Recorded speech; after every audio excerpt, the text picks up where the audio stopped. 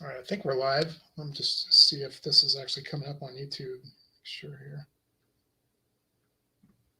Yep, I'm seeing it. There we go. Cool. All right, man. Cool. So before I introduce my guest here, let me just change the screen here a little bit. All right, cool. All right, guys. I want to just do a little quick intro here real quick. Welcome anyone that's joining us and anyone who might be checking out the video a little later. This will be available after we're done on my channel here. This is the first in a new series, which I'm going to try to do somewhat regular basis. We'll see how it goes. It really just depends on the guests, their availability, if I can get other folks to do this, maybe like a monthly deal or something like that. My goal with this sort of web stream format with tonight's guest as well as future guests is to provide a space for conversation around music, hiking, and general recreation in the natural world. My hope is to contribute to a niche community while igniting an interest in the viewership to combine music and the outdoors. I believe that these things have much in common, and I want to bring on like-minded individuals to relate those common experiences and also talk metal. So without further ado, I'd like to welcome my guest, Ryan from Ave Mors. What's up, man? How you doing? Cool. And Ryan runs the Ave Mors YouTube channel. Ryan is a lover of all things extreme music. He is an avid hiker, a multi-instrumentalist in bands such as Carcass, Lux Luna, and Devouring Serpent, and many more. His YouTube channel consists of album reviews of mostly black and extreme metal releases while on hikes in and around the Sierras in California. If you have not seen his channel, I've linked it in the description, so go check him out there. Give him a subscribe. I've also linked his band's Bandcamp pages there as well for Carcass and Lux Luna. So, man, thanks for joining me. And I wanted to just kind of start this off. We're going to get into our top 10 releases of the year. But I wanted to just give you an opportunity to give you a sec to kind of tell us about yourself, tell us about your channel, and why you started it and what you're doing with it there. Absolutely. So the idea I'll back up one step. So I was writing for a website called Heaviest of Art for a while. And I wanted to kind of do something other than just writing album reviews. So I had the idea of, because when I'm writing reviews, I always think of comparisons. This band sounds like this band, or this record sounds like they incorporated, this genre into it. So that's sort of just how I naturally think about music anyway. And I was writing a column for them where I was essentially just comparing two records that I thought were underappreciated. One was always a new record, like that had just come out. And another one was like just a gem that I thought hadn't been fully appreciated in its time. And from that sprung the idea to start doing a YouTube channel. And I watch a lot of extreme metal reviews on YouTube, but kind of a saturated market.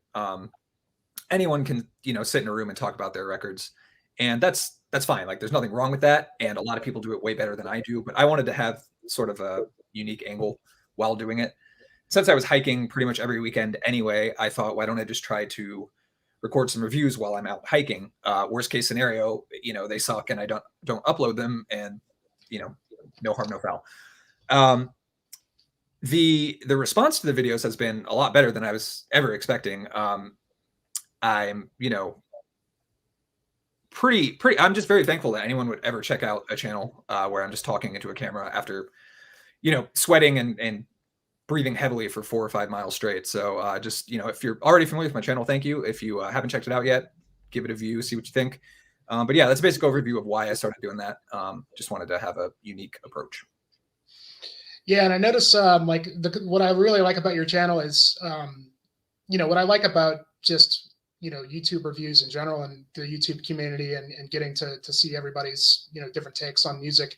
What I like about your channel is you usually talk about bands that I've never heard of, and you seem to kind of stick within a genre, which is kind of cool because you don't, you were saying to me before we went live that there's just so much out there, it's impossible to just touch upon everything, that you kind of stick to sort of that area. But it's cool because like a lot of those bands, like mostly black metal, things like that, like you've introduced me to a couple bands I had never heard of that I really like now, and I think that's one thing that you've got. That you can contribute really good is kind of showcasing some of these things, because a lot of times the guys you show, like I haven't seen anybody else talk about. Awesome. Yeah, I'm really happy to hear that. Yeah, I didn't want to ramble on too long about my channel, but I made 2 intentional decisions when I started the channel. I think I even say this in the intro video, but one, I wanted to focus on bands that aren't necessarily bigger. Like, you know, if Behemoth releases a new record, nobody needs my opinion on it, right? Like, it's Behemoth. And I also wanted to focus just on black metal. It's my favorite type of music by far, like just head and shoulders above any other genre I listen to. Probably 95% of my time is spent listening to black metal when I'm listening to music. And even then, I can't keep up with all the black metal that's released. So I can't even fathom how dudes like you keep up with everything and compile your year-end lists with, you know, so many different metal genres out there. My hat is off to you, but yeah, I mean, it's definitely just a passion project where I just love that genre more than anything. Yeah, when you get into some of the other guys that are doing this stuff, it's like it gets really like overwhelming, because like I even like only spend so much time in each. Like I kind of like a little bit of every sort of subgenre, and just to try to delve into each one real deep is like you got to have like a lifetime to do that, you know. But that's kind of the journey, you know, of being a metalhead. But so one of the things I wanted to ask you, and we'll get into hiking stuff later, was, you know, in your videos you're usually hiking, and then I noticed you'll have your earbuds in. And you'll shoot your video where you kind of give you just give, you know, a quick review of I'm assuming what you might even be listening to there. What does that mean to you? Like when you listen to music and you're on the trail, I mean, does that accentuate the music for you, rather than if you're just like sitting at home and, you know, listening to it on your earbuds, or what, you know, just sitting in your living room? I mean, you're actually out there kind of able to really absorb the music, because a lot of that kind of music, it requires a lot of attention. You know what I mean? So speak like about like, you know, do you always listen to music when you hike, and do you, you know, do you feel that it accentuates the whole experience of being outdoors? Yeah, that's a great question. I don't always listen to music when I hike, but what's weird is when I am listening to music when I hike, it's usually, sorry, my dogs are going crazy. I'm actually usually listening to folk. I think folk and black metal kind of lend themselves to a sort of natural aesthetic anyway. And I like hiking to folk because I can sort of chill a bit more. If I'm listening to black metal, I find myself kind of speeding up unwittingly, and, you know, if it's like really blast heavy music, I'm kind of just going faster than I want to be going. So I will, though, sometimes if I know the record I'm going to be reviewing, I will listen to it as I approach a spot that I think will be good for that review. And that just helps me kind of crystallize all my thoughts. You know, by the time I'm reviewing a record, I've listened to it 3 or 4 times anyway, so I more or less know what I want to say, but I will probably give it one more listen. Sometimes, though, I have no idea what I'm going to review, and I kind of just find a spot and then think about a record I've been enjoying lately. So yeah, there's a lot of variables there. It's never really an intentional thing, but if I am listening to music, it's honestly probably folk more than black metal. I listen to black metal a lot when I'm just around the house working, or you know, lifting or whatever, going for a run. So usually folk with hiking. It's weird, but it's true. Yeah. I mean, I tend to like, I'll listen to like more acoustic type stuff, whether it's folk or whatever. I'll kind of like bounce between things. I mean, for me, like when I hike, I don't, sometimes I listen to music, sometimes I don't. It really just kind of depends. Like, I mean, where I'm at, like if I'm kind of in an area where there's not a lot of people and I'm kind of getting out into the backcountry, I kind of want to know like what's going on. So I don't listen to much, but you know, if it's not or if I know the place really well, I'll put my earbuds in and I'll listen to some stuff. You know? That's a good point. If it's a really crowded hike, I will definitely listen to music.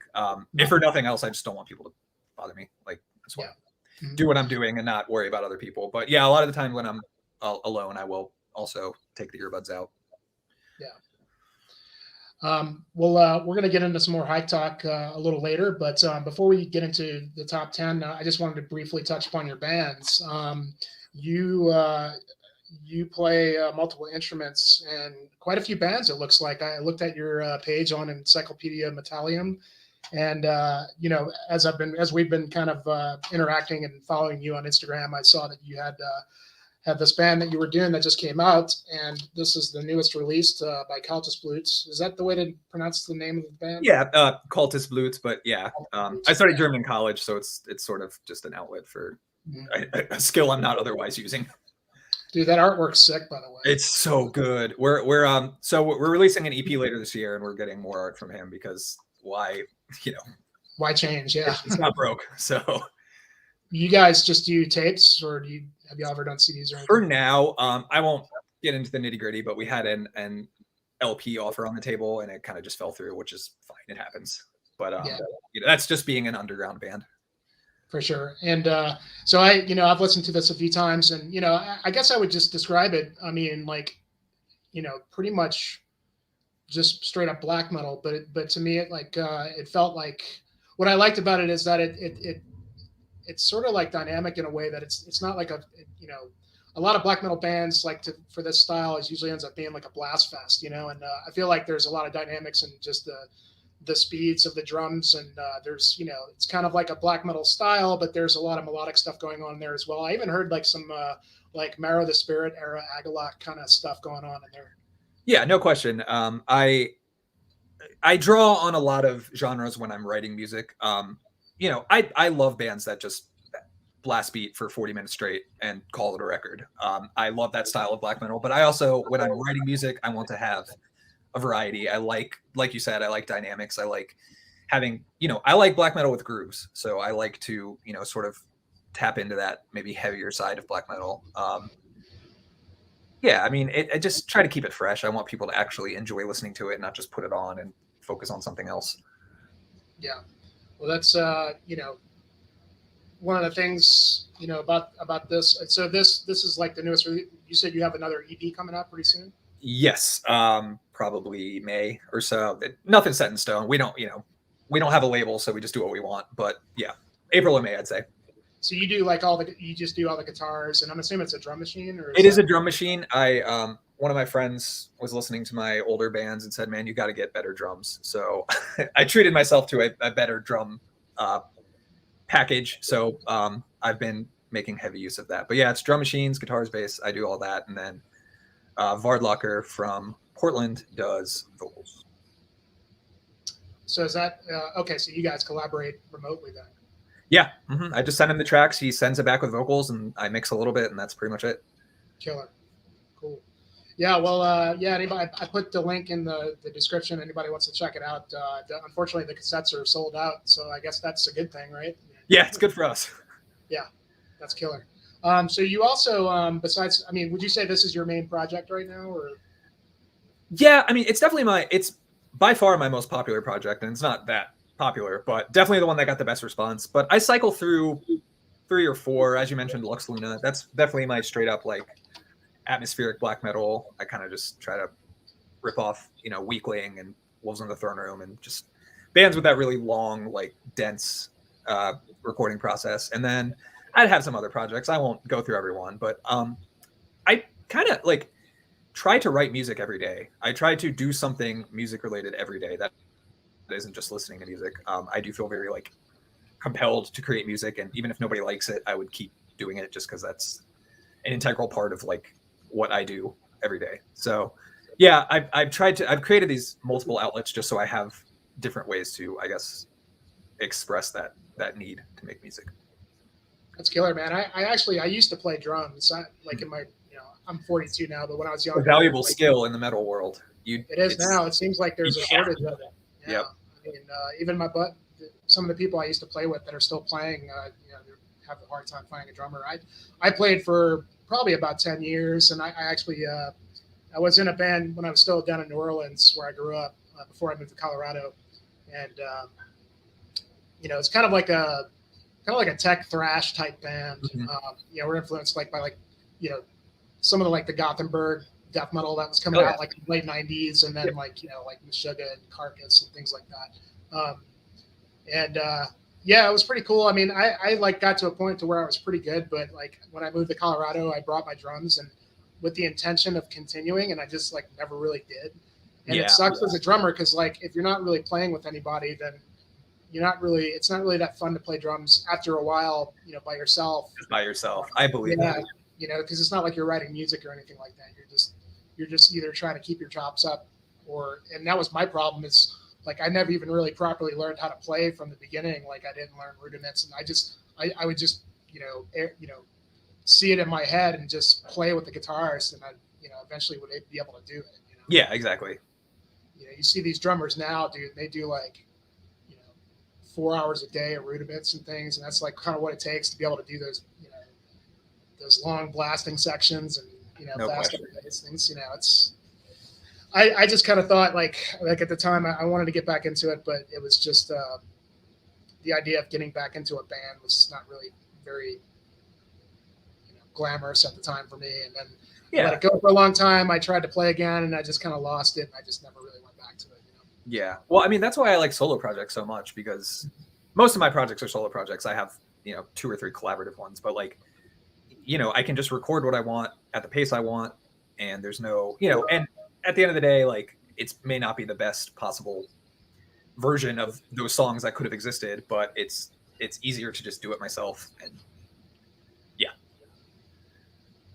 What's up, Jeff? Yes, you have found the right place. Oh, and I also have to do this one right here. So apparently, like, I don't either.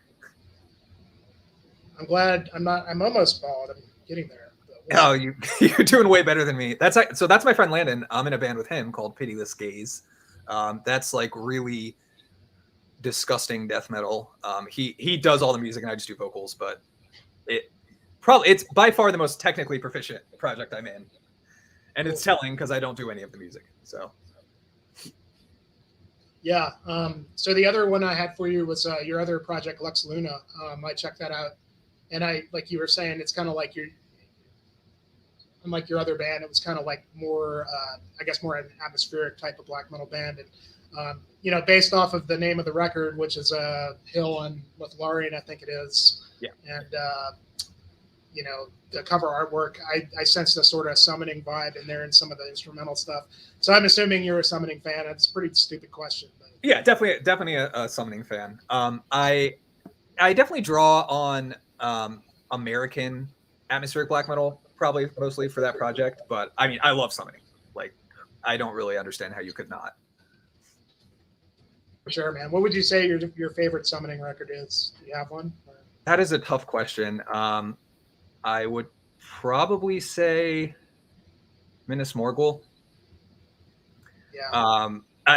It's such a tough question. It's probably the one I listened to most recently, but I would say Minas Morgul.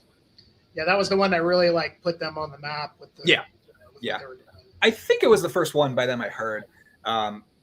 In college, I started getting really into black metal, and I was just, trolling the internet every day for new bands. And I was like, what is this, Tolkien black metal? Okay, sign me up. So I just immediately listened to a bunch of records by them. But I think I heard Minas Morgul first, and stuck with me, made an impression. Yeah, for me too. I mean, I don't know. I how it's sometimes like with bands like that, like you always kind of gravitate towards the, like you said, the first record you heard by the band. No question. For me, the first one I had heard was "Let Mortal Heroes Sing Your Fame," and I think that's record. That record's like, I think it almost kind of seemed like one of their more like really produced records, like really big. Yeah, big is a good descriptor. Honestly, it's just got that massive, like, epic atmosphere to it. Yeah. Yeah, and that's such a good record. Stronghold is so good. Stronghold is fantastic. They're all great, really. I mean, yeah. It's not really. I mean, I have the same problem with like Agalloch, where if you ask me what my favorite Agalloch record is, I just my mind goes blank, because it's like, how do I pick one? What do you mean? That said, it is Mirror of the Spirit, but really that came at a lot of soul searching. I really had to put a lot of thought into that one. Yeah, for me, I would say, like, I mean, choosing between those first three for me is a tough one. But I would go to Pale Folklore, just because that was another one, the first one I heard, and that record has a really special place in my heart. They all do, really, all the Agalloch stuff does, but that first one especially, man, that one just hit it just right. Yeah, 100%. They were lightning in a bottle. I wish they were still a band. That's all I can say. Yeah, I guess it's not going to happen, because it sounds like John and Don have like patched up their differences. Oh, okay. Like, I don't know. I follow John on Instagram, and there was some article that came out recently. But they said that they'd been talking again. But if you follow John's IG, like every time he posts something about Agalloch and there's people, commenting, he said it's not happening. So I don't know. It's tough, because he could be building hype, or he could genuinely just be telling us it's never going to happen. That's true. That's true. And I wouldn't put it past them to do that. No, not at all. They're showmen. Yeah. Yeah, cool, man. Well, yeah. So, like I said, everybody, like I put your links down there so people can check your music out. I think, without further ado, let's go ahead and go into our top 10. And why don't you go first, man? So we're just going to break down. Both of us did videos previous to this because it was such a productive year for music. I mean, for the different metal genres. And I thought, like, one of the things I was saying in my video was that, like, I was really worried when the pandemic hit, like that, because bands couldn't tour and things like that. Like, obviously, I don't know why I just thought they would just suddenly stop playing or something, but it was like everybody was the second year, like everybody was even more productive with records coming out and things. So, I had done, the 25 through 11. You did your 20 through 11. Yeah. Even that's a struggle. Picking just 20 it was an uncommonly active year. It felt like, which is good. Absolutely. Unless you have to rank it. So let's see. Let me get my screen share ready. So I was gonna ask you. So you're not really a collector, right? You're mostly like Spotify and. Yeah, unfortunately, don't hold it against me, but no worries. Yeah, it's a weird quirk I have. I don't like clutter. I have 2 shelves of books here, and that's it. And then I have a Kindle, and I have hundreds of books on it. So it's like, I just like the neatness of digital media. I know I get it. I understand the appeal. Like, this is my favorite record of all time. So, my friend got me the record, but like, I don't have a turntable. I never play it. It's a nice decoration. So I get it. The art adds to it, but yeah, not a collector. So yeah, well, everybody's got their own way. I mean, everybody's got their way of consuming music, Yeah. So I mean, it really doesn't matter. It's really kind of comes down to whatever works for you. Like I try to do as much physical I can, but I mean, I've got, I'm still kind of like in the MP3 world. I've got like still an MP3 player on my phone, and I still maintain MP3s, which is kind of crazy because I mean, I miss those days in a way, like managing your library, getting the highest res artwork and stuff. There's a certain zen to it. Yeah. Yeah, but that's cool, man. So I think what we'll do is like, I brought up my second monitor. So like when we talk, cause I've got physical for most of my list, but there's a few that I have not been able to get a copy of yet. But once you go first, man, let's go with your number 10. So I wrote little blurbs just so I could really know what I wanted to say. But so my 10th favorite record this year was Kvitraven by Wardrena. If you're somehow not familiar with Wardrena, they are a dark ambient, sort of like Norse ambient project with some folk instrumentation. They are black metal adjacent. Gaul from Gorgoroth used to be in the band. He is no longer, but so they've always sort of naturally appealed to black metal fans. Just a very, very dark take on music, and I first heard them in like 2011, and it just stuck with me immediately. I fell in love with this band right away because I had never heard anything like that, even close. Like, it was a whole new world of music for me, and they're still my favorite. I still think they do this style better than any of the dozens of clones that they have at this point. They've just mastered it, and it's so authentic. It doesn't feel like cosplay. Like, it's a genuine appreciation of Scandinavian culture. It's not like, I don't know, Amon Amarth, who I like, but like, it's that they have a kitsch to them, and bands like Wardrena don't. It's just very, very authentic, and I love that. This record is just more of the same. If you've heard Wardrena, you know exactly what to expect. They didn't reinvent the wheel with this one, but they don't need to because they invented the style essentially. So, man, I love that record so much. Gave it a lot of plays this year.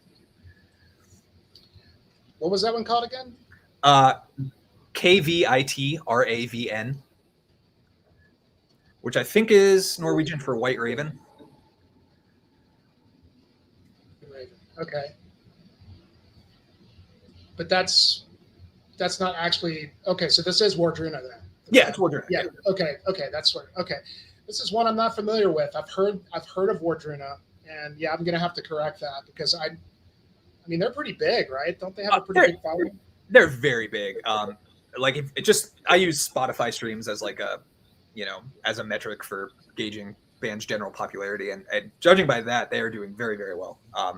I think their live shows are very, ornate and intricate, so I think that helps a lot because people like the sort of spectacle of it. But yeah, I mean, they're an incredible band. That's the cover right there. Yeah, I feel like I've seen them on tour a lot, and I've seen pictures of them. It's just one of those ones I haven't gotten around to. I'm gonna go check out everything on your list once we get done here. Yeah, likewise, definitely gonna do the same. Some that there was just so many this year.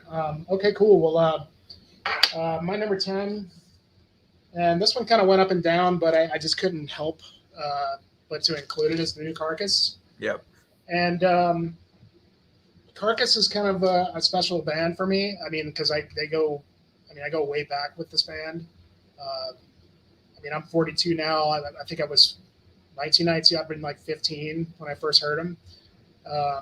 Melodic death grind from the UK. You know these guys, and this is pretty much just like a,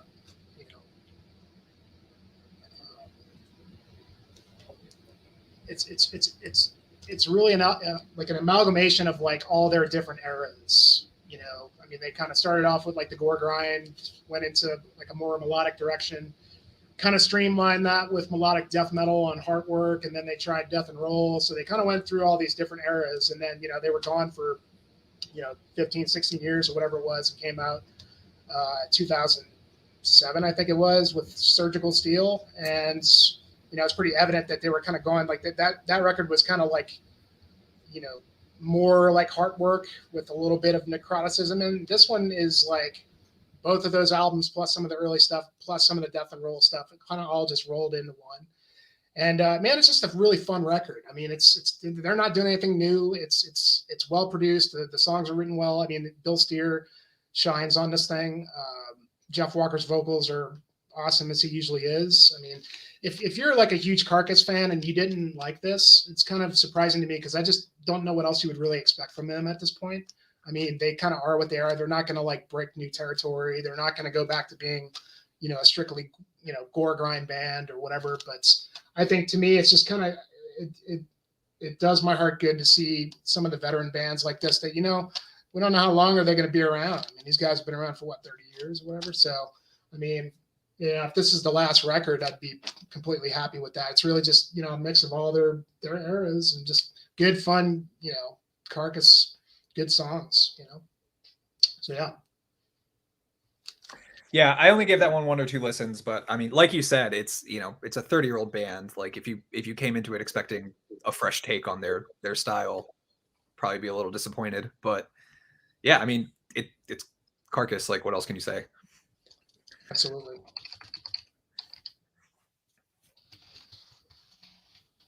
All right, man. So number 9 for you. Cool. So number 9 for me is Palace Somni with Monarch of Dark Matter. This is actually a Colorado band. Really? Yes. So it is the drummer of Ackley's, if you know them. Ackley's. Yep. Mm-hmm. So it's their live drummer because Ackley started as a studio project. But yeah, it's their drummer, and then the guitarist is a guy from the UK, but the vocalist also lives in Colorado, I believe. So yeah, mostly a Colorado project. They're loosely related to the whole Nightbringer, Ackley's, Aortos collective. This one isn't streaming, so I don't even remember how I found out about it. It's not on any streaming platforms, so I kind of just randomly stumbled across it. Somebody probably posted it on Instagram or something, and I saw the cover and I knew, like, sometimes you just know. So I just knew I was gonna like this record. And I put it on, and I must have played it like 3 times that day. I immediately loved it, and I was almost positive it was going to be in my top 10, and it was. So really abrasive, dissonant style of black metal. The drums, obviously, because the drummer of Ackley's and this project is just an absolute madman. He's so talented, such a creative drummer too, because like you said earlier, he'll blast a lot, but he'll do a lot of really creative, flashy stuff too. Lots of really cool fills, cool stuff on the cymbals. So like you'll hear multiple rhythms at the same time. It's just very, very cool approach to drumming. But the vocals as well are phenomenal. I don't usually like go out of my way to mention this, but the vocalist of the band is female, and I think it's relevant because the vocals are so high in the register. Like it makes they're so high and like drenched in reverb that it's just like another layer on top of the music. It's so good. I love this record. And I did not seeing it get a lot of love, so I'm happy I can include it. I recommend everyone go check it out like right now. It's so good. Yeah, you mentioned Ackley is the drummer. Is that the same guy that plays in Nightbringer, or is it? It's not. The drummer of Nightbringer is a guy who goes by Menthor. I don't know what other bands he's in, but I think he might actually be European. It's weird. I think they just get members as they like get festival offers. So, you know, he was like, "Hey, can Ackley's play this fest?" And he's like, "Yeah, sure. Let me find a drummer and a second guitarist or something, and we'll do it." But yeah, I mean, this guy's so talented. They picked well with him. Yeah, it's funny that whole you know, the Nightbringer, Ackley's, all those guys. I mean, those guys are from here, and Yeah. but they remain like underground. They're not really involved with the other like part of the Denver metal scene. You know, like the Blood Incantation guys. Well, maybe they are. They probably all are friends. They just don't come out. They're definitely a little more like not in the limelight, so to speak. You know? For sure. I've actually I've read a couple interviews where the vocalist of Nightbringer even says like he doesn't. I think he's one of those guys who doesn't like listen to a lot of metal. He's just like really fucking good at making it. So props to him because Nightbringer is one of my favorite bands ever. So every time there's a band that's even loosely in that sphere, I check it out as quickly as possible. Yeah, that Terra Damnata album was intense, man. That's so some intense shit there, dude. It really is. It's I've got the one before that, which I liked a lot because it kind of had some like old school Emperor vibes to it, you know. But they definitely kind of have their own kind of style to how they do things. And yeah, very very vicious stuff for sure. Yeah, and for like a 70-minute record, it's just like getting fucking beaten for 70 minutes straight. It's so good. For sure. Yeah. Cool. I'm gonna have to check that one, obviously. All right. So what are we at? Number 8. Number 9, I think, for you. Oh, I'm still on number 9. Yeah. So yeah, this one. I just found out about this band really a couple of months ago. There's some guys that are on the stream sometime. They're called the Metalheads Podcast, simply, and they do a few podcasts a year, but they do like a pretty big, drawn out, like top 25 of the year kind of deal. And this is where I learned about this band. But relatively new. And yeah, I mean, I didn't really hear much about them. I'll just they're called Yotan. Yeah, I haven't heard of them. This is actually on Metal Blade too. It's not coming through very well, but wow. Let me see if I can. Yeah, they slipped under the radar somehow. I'll have to check that out because that's a Norse mythology reference. So Yotan. Yeah, sounds like it's in my wheelhouse. So this is here. I'll try and show. Well, that's the best one I could find right there. But this is the best way I could describe these guys. It's like progressive black death, just regular metal. I mean, it's the best way I could describe them is sort of like later day like Borknagar and Slaved. That sounds cool. In that sort of progressive realm. They're a new band.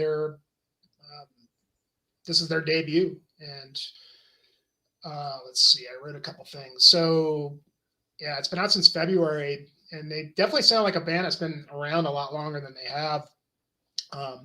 This is a very, like I said, it's really progressive, very melodic. It's really ambitious album, you know, being their debut, and I'm sure they're going to grow their reputation on, you know, subsequent albums. But the guy that sings, John Aldera, he sings in another band called Barren Earth as well. And this guy's vocal ability is just excellent. I mean, he's got like, you know, the deaf vocals, the black metal shrieks, and this is incredible soaring, like epic, clean vocals that kind of like I would liken it to sort of ICS Vortex, but it's like that, but a little bit different, but you can use that as sort of a reference point. I think a really highlight of this record is I kind of had to adjust to his vocals a little bit at first. You know, this album might be kind of like front loaded with some of the best songs because it's a long listen. It's a lot of music, but it's very, very expansive, very progressive. Yeah, just kind of, you know, this is one of the one of the themes I found this year about a lot of new records. This is a lot of new bands, the new era coming up, with a lot of debuts this year that No question. kind of you can see them, wearing their influences on their sleeves, but kind of using that and creating something new out of it. And I think these guys sort of accomplished that. Sick. I'm excited to check that one out.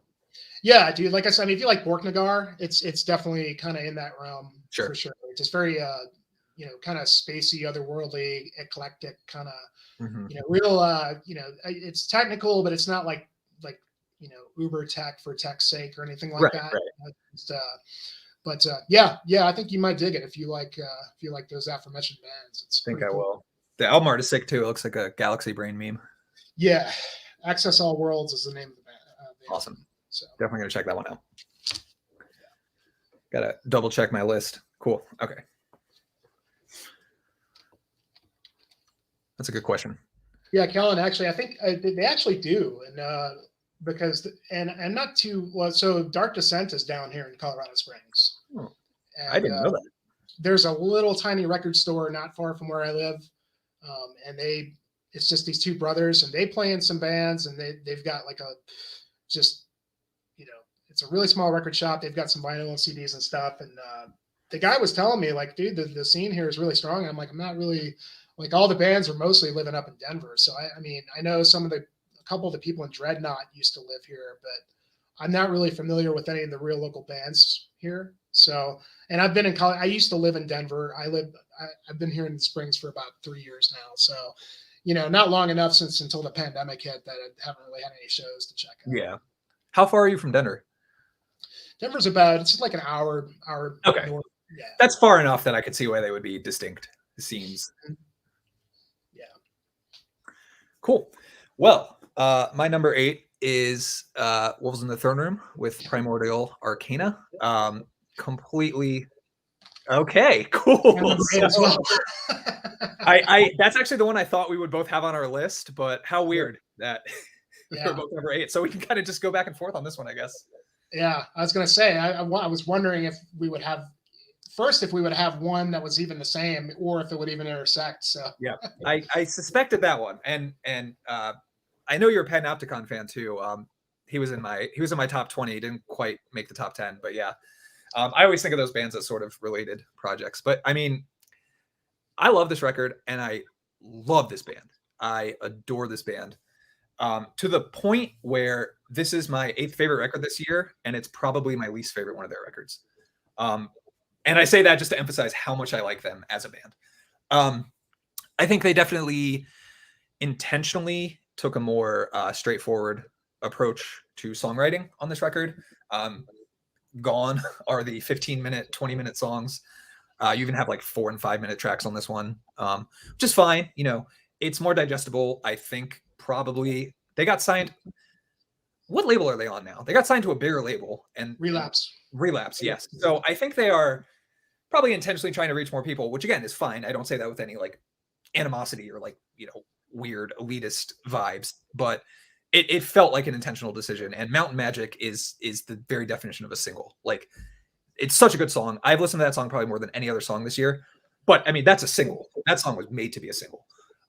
And that's fine. I love that. But I do prefer their like more long form approach to writing music. I like getting immersed in a 15 or 20 minute song and hearing how it builds, and like the repetition really gets important to me. It's almost like a trance-like experience. So I was hoping for a little more of that on this record, but it doesn't matter. It's so good, and I listen to it so much. That's all I got. Yeah, man.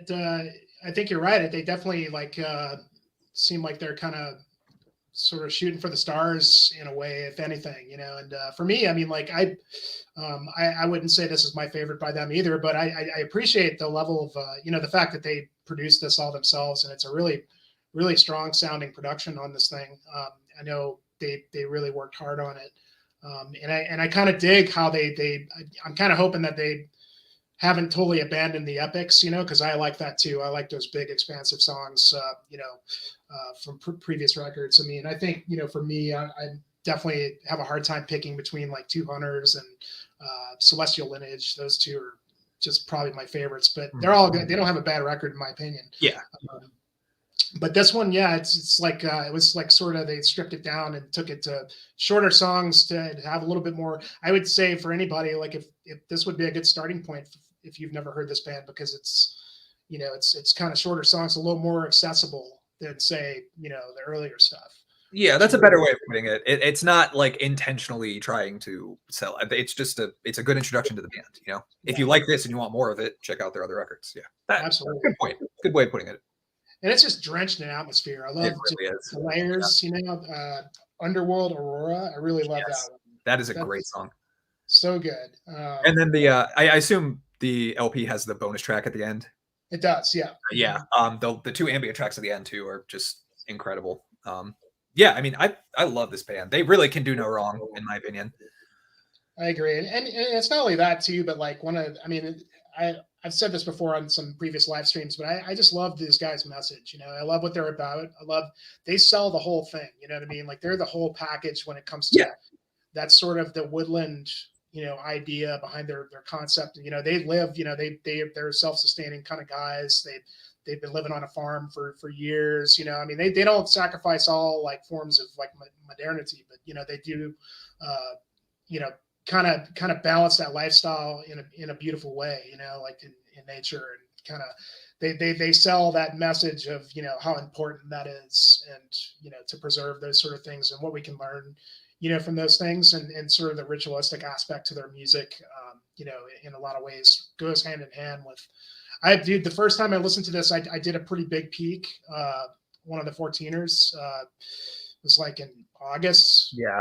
This was one where we had to go like down southwest in Colorado, and you have to jump on a train that goes up in the mountains. They drop you off with your backpack, and you go out there for 2 nights, and then you come back and take the train back. So you got to make it back there in time. You're fully committed. Yeah, totally committed. You know, and I had 2 peaks to do there that I was trying to knock off the list, but that, you know, I will forever remember that hiking trip with this record, because this had just came out. And that's another cool thing. We'll get into this later, but like about hikes is like when you listen to music on hikes, like, you know, a lot of hikes are like, they're the sort of thing that you're going to like remember for the rest of your life. You know what I mean? And like to you know, to couple that with music, you know, it's now every time I listen to this, it's going to bring me right back to when I was up in that area. You know what I mean? Yeah, that's a great point. And I have records that immediately, it's that synesthesia where you just immediately, like, your senses cross and you can picture where you were when you first heard it. Absolutely. Yeah. But yeah, dude, great record. I mean, this one kind of went up and down my list, and it could have been high up there, but there was, you know, again, it's cool to see these guys just continue on. They've been like tour. I mean, even before the pandemic, it was like they were on like every single tour. I mean, they've been And I was supposed to see them next month, but the tour got canceled for personal reasons. So saw that. Yeah, I wonder what that was about. COVID, maybe, I don't know, but whatever. I'm sure they'll tour again. I saw them, actually. They were one of the first shows I went and saw in college. I don't know if Landon's still here, but he and I went and saw them in like a art gallery with Mount Erie. I don't know if you know that band, but it's like a solo folk project. He opened up for Wolves on the Throne Room. So it was a really cool show. And, you know, I thought the idea to put a folk artist opening for a black metal band was a really, really cool pairing. Yeah. I was going to say, the first time I saw Wolves was at opening for Gojira, believe it or not. Oh, that's weird, but that's very cool. But that was when Gojira wasn't still quite at the, I mean, they were big, but they weren't, I think it was like when they were really first starting to get big, and it was a small venue, and it was killer because Corrales opened up. Oh my God, what a lineup. Dude, that was fucking insane. That's incredible. Yeah, they were like, and I didn't know anything. I mean, I knew who they were, but I had never heard them, and seeing them live, it was like, I mean, this would have been Wolves would have just came out with Black Cascade, I think. Okay. Yeah. So it was like From Mars to Sirius era, kind of. Yeah, no, actually, I think it was the next one. Okay, I don't. All Flesh. Yeah. Yes, yeah. Cool. Yeah, that's a killer show, man. Mm-hmm. All right, awesome. Well, that was an easy one. So my number 7. This is this is definitely the weirdest pick on my list. It's Portrayal of Guilt with We Are Always Alone. Yep, that's the album art. So people make fun of me, not really, but my friends give me a hard time because my year-end lists are always just black metal records. So I'm happy to finally be able to break the trend. This is a hardcore band, but they draw heavily from extreme metal, sort of like a Full of Hell type of approach to music. It's definitely hardcore. Like I would never deny that, but there's elements of black metal. Yeah, that's Brady probably. Elements of black metal, elements of sludge. They have some scrams, like screamo type stuff. But I mean, overall, it's so creative. Like it's got that like genuine black metal quality to it, where it's just like fuck the rules. We're just going to create the music that we want to make. Like, and it works because this band is wildly popular. Like hardcore people love them, extreme metal people love them. It works perfectly, and that's a hard pairing to pull off. A lot of people don't like the whole core metal intersection, so like it's cool to see them making it work. But yeah, I mean this record has riffs on it that any US black metal band would be thrilled to have written. And you know, they're like 20 or 21-year-old kids. They're just absolutely killing it. Yeah, I mean that's all I have to say. Like if you don't like hardcore, I guess I'm not recommending this record to you, but if you have a bit of a oddball streak, check it out. You might like it. Yeah, one final thing I'll mention is they did, I think, 2 music videos for this record, and both of them are like short little self-composed horror movies, basically like 5-minute horror movies, which is such a cool promotional idea. I love this band. That's all I can say. They're my favorite active hardcore band. Yeah. I was gonna say, like, that sort of like melding, I guess, is a little bit more accepted these days than it once was. You know, it's a fine line, because if you call yourself a deathcore band, you still get shunned. But if you say, oh no, we're hardcore with metal elements, or we're a metal band with hardcore elements, it's somehow more acceptable. I don't know. People are weird about their genres. I wonder if they made, like, remember there was I don't even know if they still have it. Was it the New England Hardcore Metal Fest where they were crossing a lot of those? And I think that was probably something that really brought, you know, that whole idea of not, you know, separating that, where maybe had a big, you know, influence on that sort of thinking. I don't know. But I mean, yeah, I think the division is a little arbitrary. I mean, I you know, I see how one comes from like punk music and the other comes from like hard rock, and I see how they kind of split off, but like it's all heavy music. I you know, I come from a hardcore background. I grew up mostly listening to hardcore, and I got into metal later in my teens, but you know, it's all the same concept as far as I kind of came from more of a punk background, and there was like a little bit of hardcore sprinkled in there. I was never went, like, I think I went like straight punk, like to a little bit of hardcore, and then I went straight to metal, and then I kinda, like, never really went back. And I still like a little bit of punk here and there, but I mean not a whole lot of it. You know? Mm-hmm. I'm weird. I skipped the punk phase and just went straight to hardcore. From like, you know, from like, I don't know, you know, Slipknot and Linkin Park and just standard entry-level bands for people, and then from there I just got into the heavier stuff.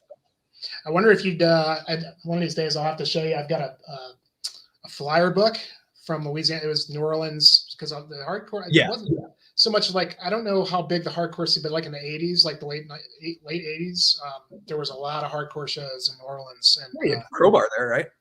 Crowbar, yep. I mean, well, they kind of started as a hardcore band. Well, that's what I'm saying. That's exactly what, like, you know, it's a metal band, but like Crowbar is beloved by hardcore kids because of it's just so heavy. Like, you know, that's the kind of stuff you hear at hardcore shows now. People just rip off Crowbar.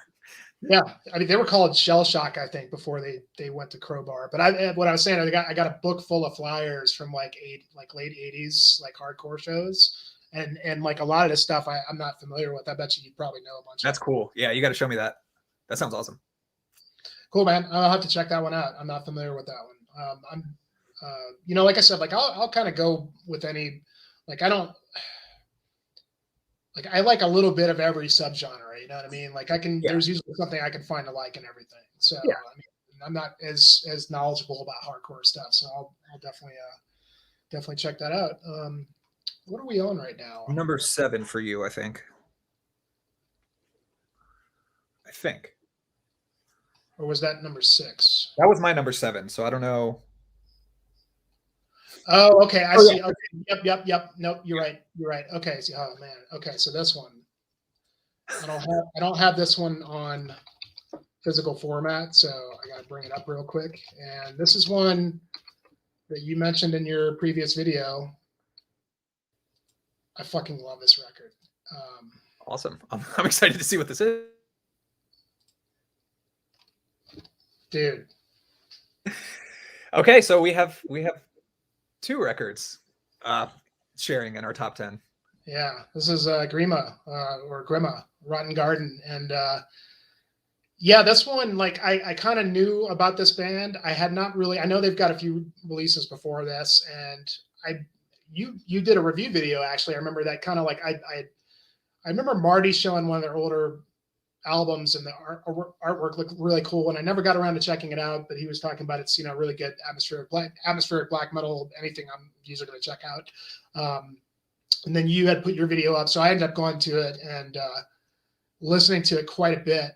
I didn't see your video. I don't remember when you posted it, but I didn't see it till kind of a while after you did. It was very early in the year, like January last year. And as it was going through like other year-end lists, I saw it come in. I remembered it, like when I saw your video, I was like, I tried to remember to listen to it, and I forgot, and I saw it in some other lists. I was like, oh shit, that's right. And it was coming pretty highly regarded. So by the time I got around to it, they were completely sold out of all the vinyl and the CD. So apparently they're going to be doing a repress, hopefully, because I'd really like to have this on vinyl. This is a fucking great record. It's so good. It's so good. I mean, this is these guys are from Russia, I think, right? Yes. Said got a fever. I got a fever. The only prescription's more accordion, man. Exactly. Yeah, nothing surprising in terms of like just a nice woodland atmospheric black metal. Great riffs, great melodies. You got the accordion in there that kind of gives it that sort of that folk Russian folk elements. In a lot of ways, kind of sort of harkens back to the sort of windier kind of sound in a way, like your shirt. I guess maybe like I heard like there's definitely a little bit of like just the, I don't want to say like Cascadian black metal, but definitely a bit of like the Quebecois sort of movement with some drook. I definitely hear that. Yeah.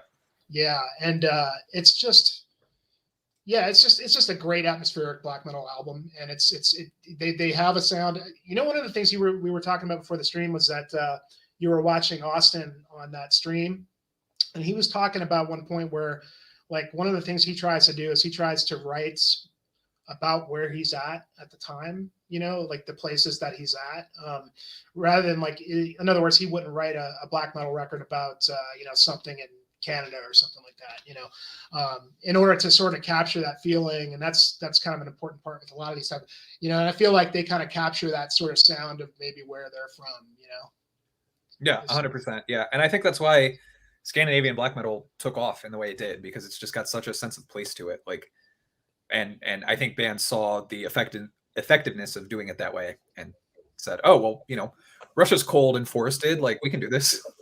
Yeah, for sure. Yeah. And it just, you can kind of hear it in there. The whole record's really good, but that last song really sold it for me. That last song is so good. God, it kind of has, kind of some of those, like, what I like to call like time stopper moments that really kind of like, whoa. Yeah. I call them holy shit moments, but same concept. Yeah. Same thing. Yeah. So I gotta go check out some of these guys' earlier stuff. I'm sure it's good, but yeah, this one really blew me away. It's their best record. That seems to be the consensus. So I feel confident just stating it as fact. It's definitely like they have hit their stride with this one for sure. And I'll be talking about it more later. So I really wanted to like get one of those masks. I don't know if they're IG, but they were selling those wooden carved masks, but they're pretty expensive though. I would imagine, especially shipping from Russia. Yeah, I'd imagine. Mm-hmm. Man, okay, good choice. So my number 6 is Spectral Wound with a Diabolic Thirst. This is another one, same concept as the Grima record, where it was getting a lot of attention and hype. I saw people who I didn't even know liked metal sharing this one. So I think a really big part of it, honestly, is the cover art. And if you've seen it, you know why. It's almost kind of tongue in cheek. Like it has a cheekiness to it. But I mean, the music is no joke. There's nothing funny about the content of this record. It's just like ice cold Canadian black metal. There's really not much to say. I mean, this is just like orthodox black metal. Really, really, you know, not poorly produced, but just like that lo-fi sonic quality to it. Yeah, there we go. Yeah, so he's like passed out on the table with like a freaking stout or something in a glass. So It's that's so the best cover. I love that cover. It's so good, and I'm sure that caught a lot of people's attention because you know, with the candelabra and everything, it's like Transylvanian Hunger, but like make it a joke. Mm. But it's not a joke. Oh, absolutely, yeah. Sylvan Wandering also has a fantastic YouTube channel that anyone interested in our channels should check out. Yeah, that Grima record is incredible. I'm just seeing if I have anything else to say about this one. Yeah, I mean, I think the cover shows a sense of humor, which is lacking in black metal. But you know, it's clear from the six songs on this album that they're not fucking around. It's so catchy. Frigid and Spellbound is one of the best riffs this year. Like everybody knows that. So good. As soon as I heard that, man, I just knew I was on board for this record. They fucking killed it. There's a lot of dynamics too. It's not just, you know, blast beats the whole time like we were talking about. Man, I don't have anything else to add. This is just a pretty traditional orthodox black metal record, but it's just phenomenal. Perfectly executed. Yeah, this one didn't quite make my list, but that doesn't mean I don't like it. I really dug this one too. Yeah, it takes a little bit of warming up, you know, because the production's really like... It's not good, but I listen to music that sounds worse than that every day. So Sure. I have the ear for it, I guess. But yeah, it's a really good record. Imperial Saison Noir. I guess that's the beer he's drinking. That's probably what the beer is. Yeah. I don't know who came up with that, but that was the coolest thing. It's so awesome. I love it. Yeah. Kind of looks like almost like a sour he's got there. Yeah. But yeah, good shit, dude, for sure. And you know, there's nothing like a good Quebecois, you know, black metal band. That's an incredible scene. I think in terms of scenes a lot, just because I think black metal, like we were saying, black metal is such a product of place, I think. So scenes tend to have like a unifying sound. And I think Iceland and Russia and Quebec are probably my 3 favorite scenes in the world right now. Hope we can get another Fortress album one of these days. Yeah, fingers crossed. I'm just glad they're back on Spotify. I'll take that for now. But that Serments record was pretty good though. I like that. That's an incredible record, yeah. All right. Let's see here. Wow, that's all you got, Google? I'm trying to find. So this next one I've got, I don't have this is pretty much impossible to get a physical copy of right now. Oh, wow. So let's see. Okay. Yeah. Yeah, man, this one, this record's fucking amazing. Stormkeep. Oh, man. Have you heard this one? Oh, yeah. Dude. I mean, like... What a record. It's funny because, like, these... I'm proud of the Denver scene, man, for producing all these, you know, because these guys all play in all the other bands. There's a guy from Blood Incantation. There's a guy from Wayfarer, I think. And maybe another band. I don't know. But anyway, like, I got the EP that came out before this, which was pretty good. And, you know, there was a lot of hype behind it. This is, you know, melodic black dungeon fantasy black metal from Denver, Colorado. You know, there's a little bit of dungeon synth type stuff in there, but to me, this is another band. Like I was saying, the theme this year, a new band that's, you know, wearing their influences on their sleeves, but doing something new and something really productive and good. Yeah.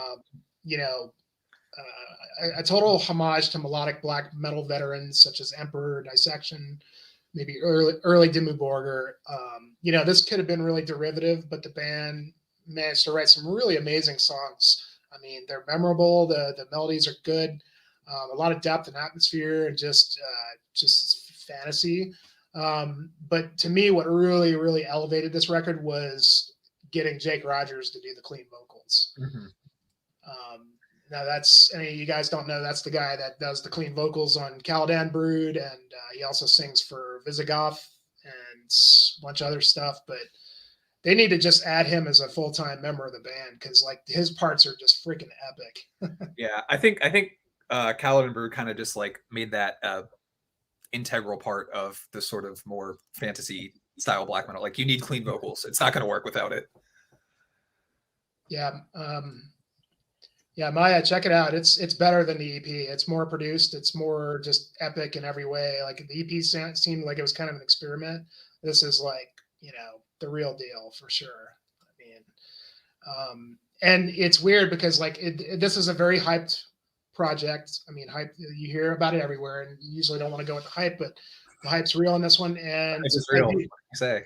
Trying to get a physical copy of this. I mean, because they're on Van Records, so that's European distro. I mean, well, they usually have their stuff at like $20 spin or Hell's Bangers, or every single distro I saw they got copies of these were sold out within minutes. Like, yeah, Van is weird too because they do pretty limited pressings from what I can tell, because I like pretty much their entire roster, but it just seems like they're just like, okay, we printed a couple records, and if you didn't get one, we'll figure it out later. Like, yeah, they usually end up doing a repress. Yeah, I mean, they're pretty good about that.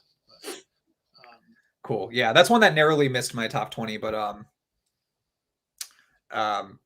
records that come out later in the year are kind of just, I don't know, disadvantaged because I put a lot of stock into how many times I listen to a record when I make my year-end list.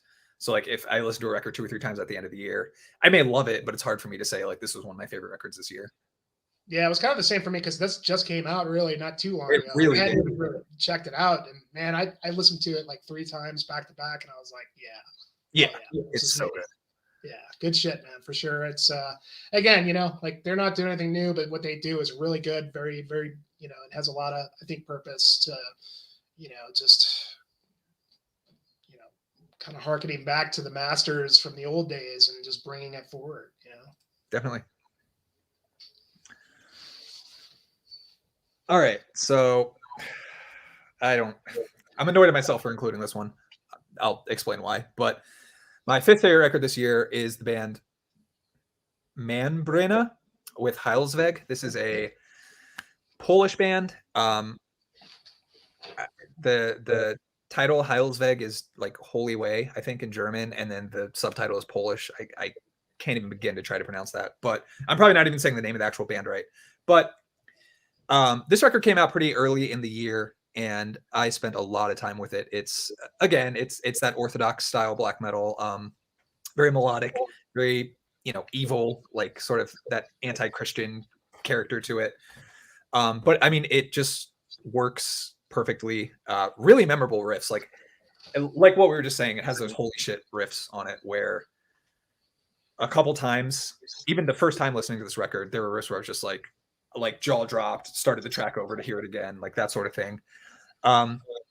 Which I think is like I don't know, that's one of the appeals to me of melodic black metal is it is inherently more melodic, obviously, so it's more memorable. Whereas the more dissonant stuff, the more raw stuff can be sort of atmospheric, but then forgettable. But when a riff sticks with me, obviously I want to come back to the record again and again. This one has that in droves. It is just a very catchy, memorable record.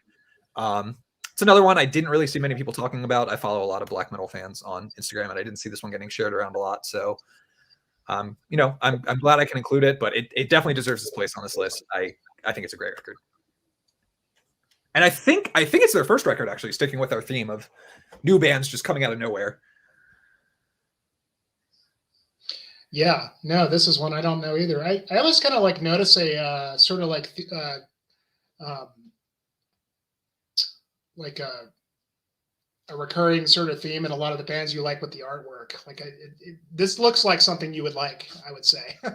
That's a completely fair observation, and I'm very guilty of that. But a lot of how I decide what I want to listen to is the artwork. Like, absolutely.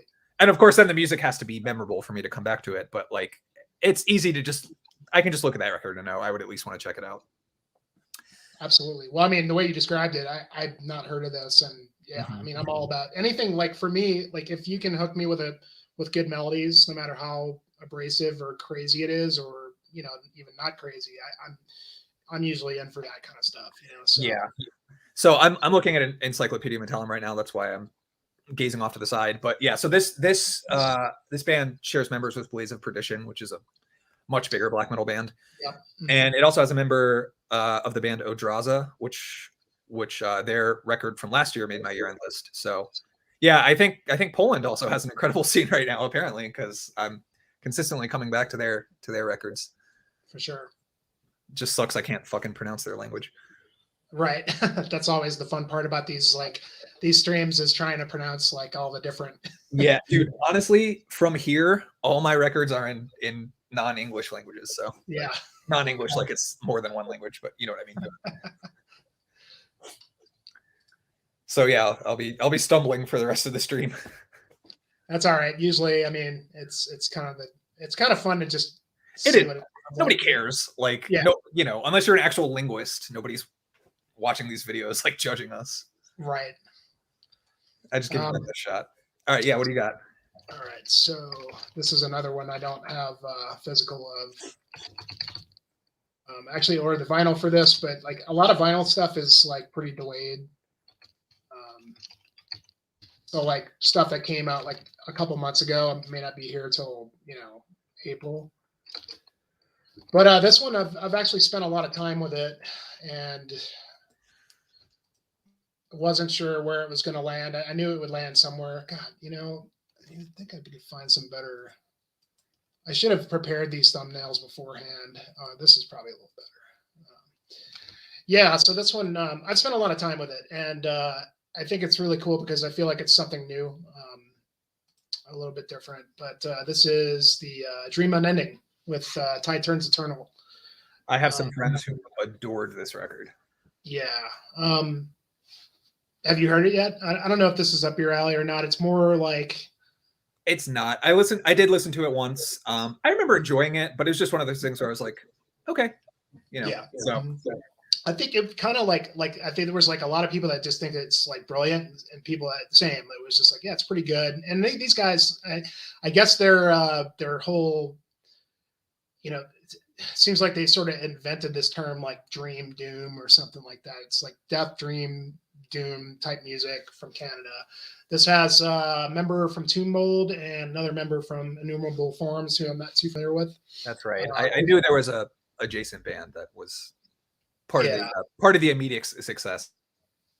Yeah, it's basically the way they described it is they were sort of bringing influence from the original Peaceville 3, Anathema, early Anathema, Paradise Lost, My Dying Bride, which I kind of hear some of that in there, but I guess so there's sort of that, and there's sort of a funeral doom type approach, but very, very just lush, emotive, melodic stuff. As I was saying, like when you can get me with melodies, like I'm all in, and that's what I'm all about. I read a lot of people didn't like this because it wasn't death doom enough, because there's the death vocals, and at times it gets pretty heavy, but it's never really quite crushingly heavy like a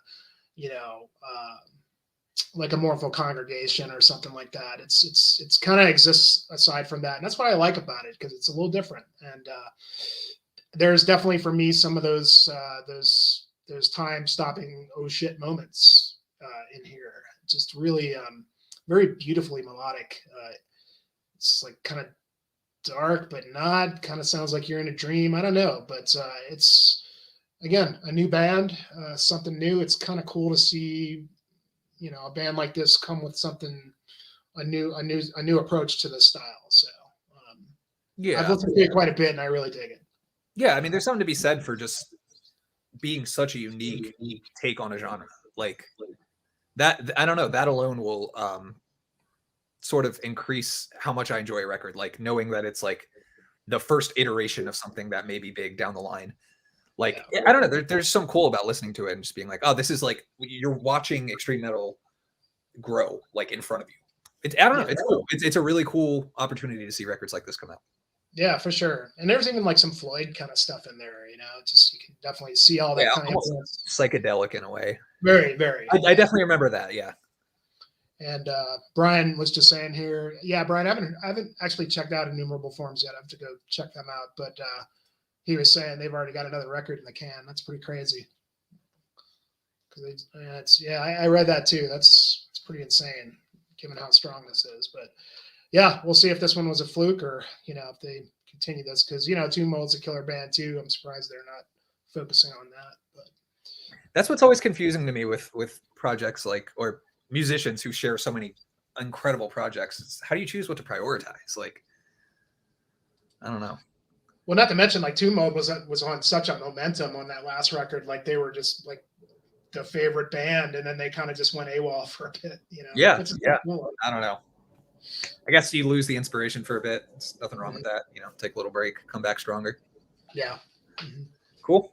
All right. So these next 4 records, any one of these probably could have been my favorite record of the year. So we're entering that kind of murky territory.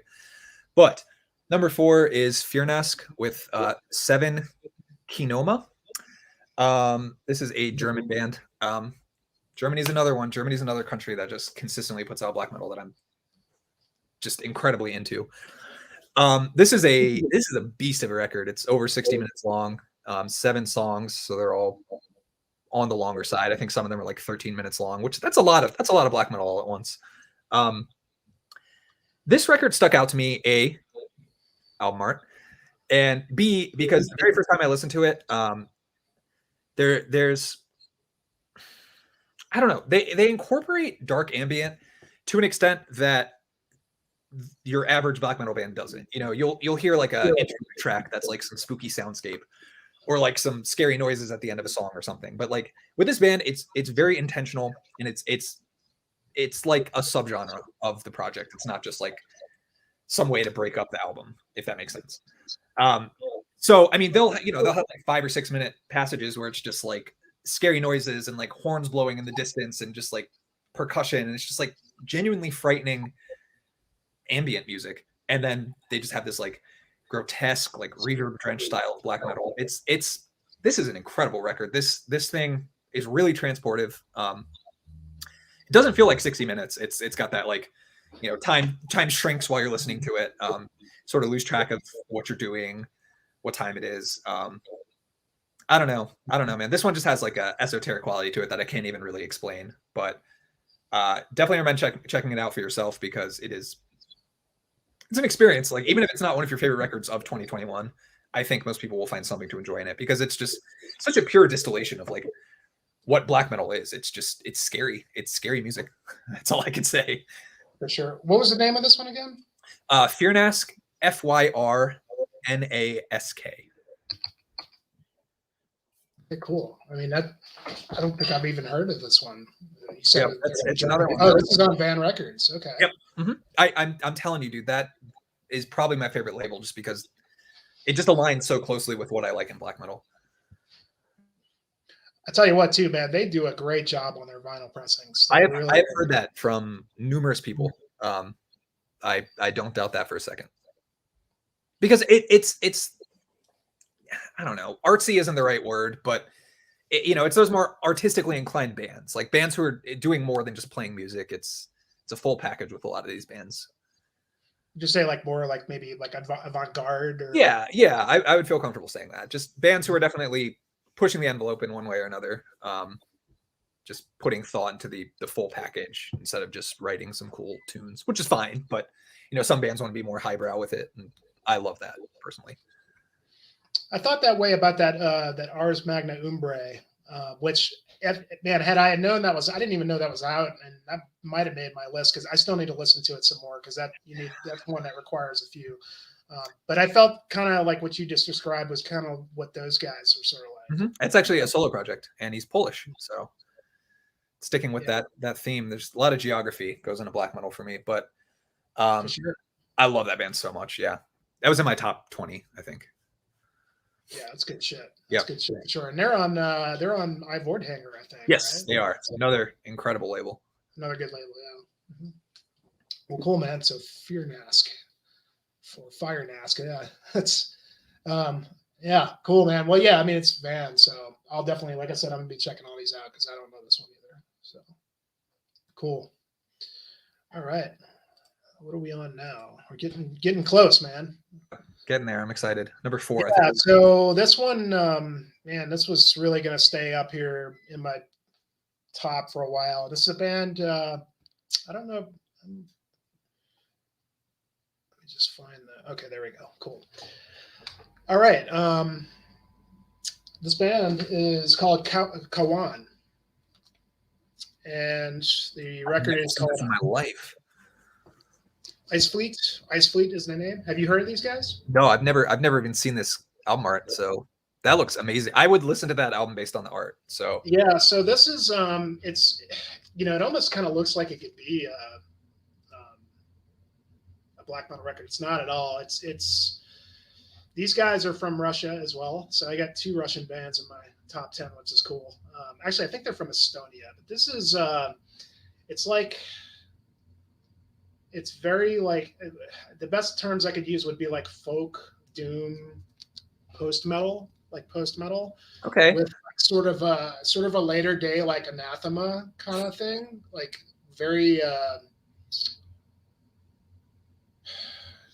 very expansive like soundtrack type of music. You might even be able to find like some what you call like shoegaze in there as well. Yeah. Yeah, these guys I've known about them for a while, and they're not really they're no stranger to like tragic stories. Like a lot of their records are definitely conceptual.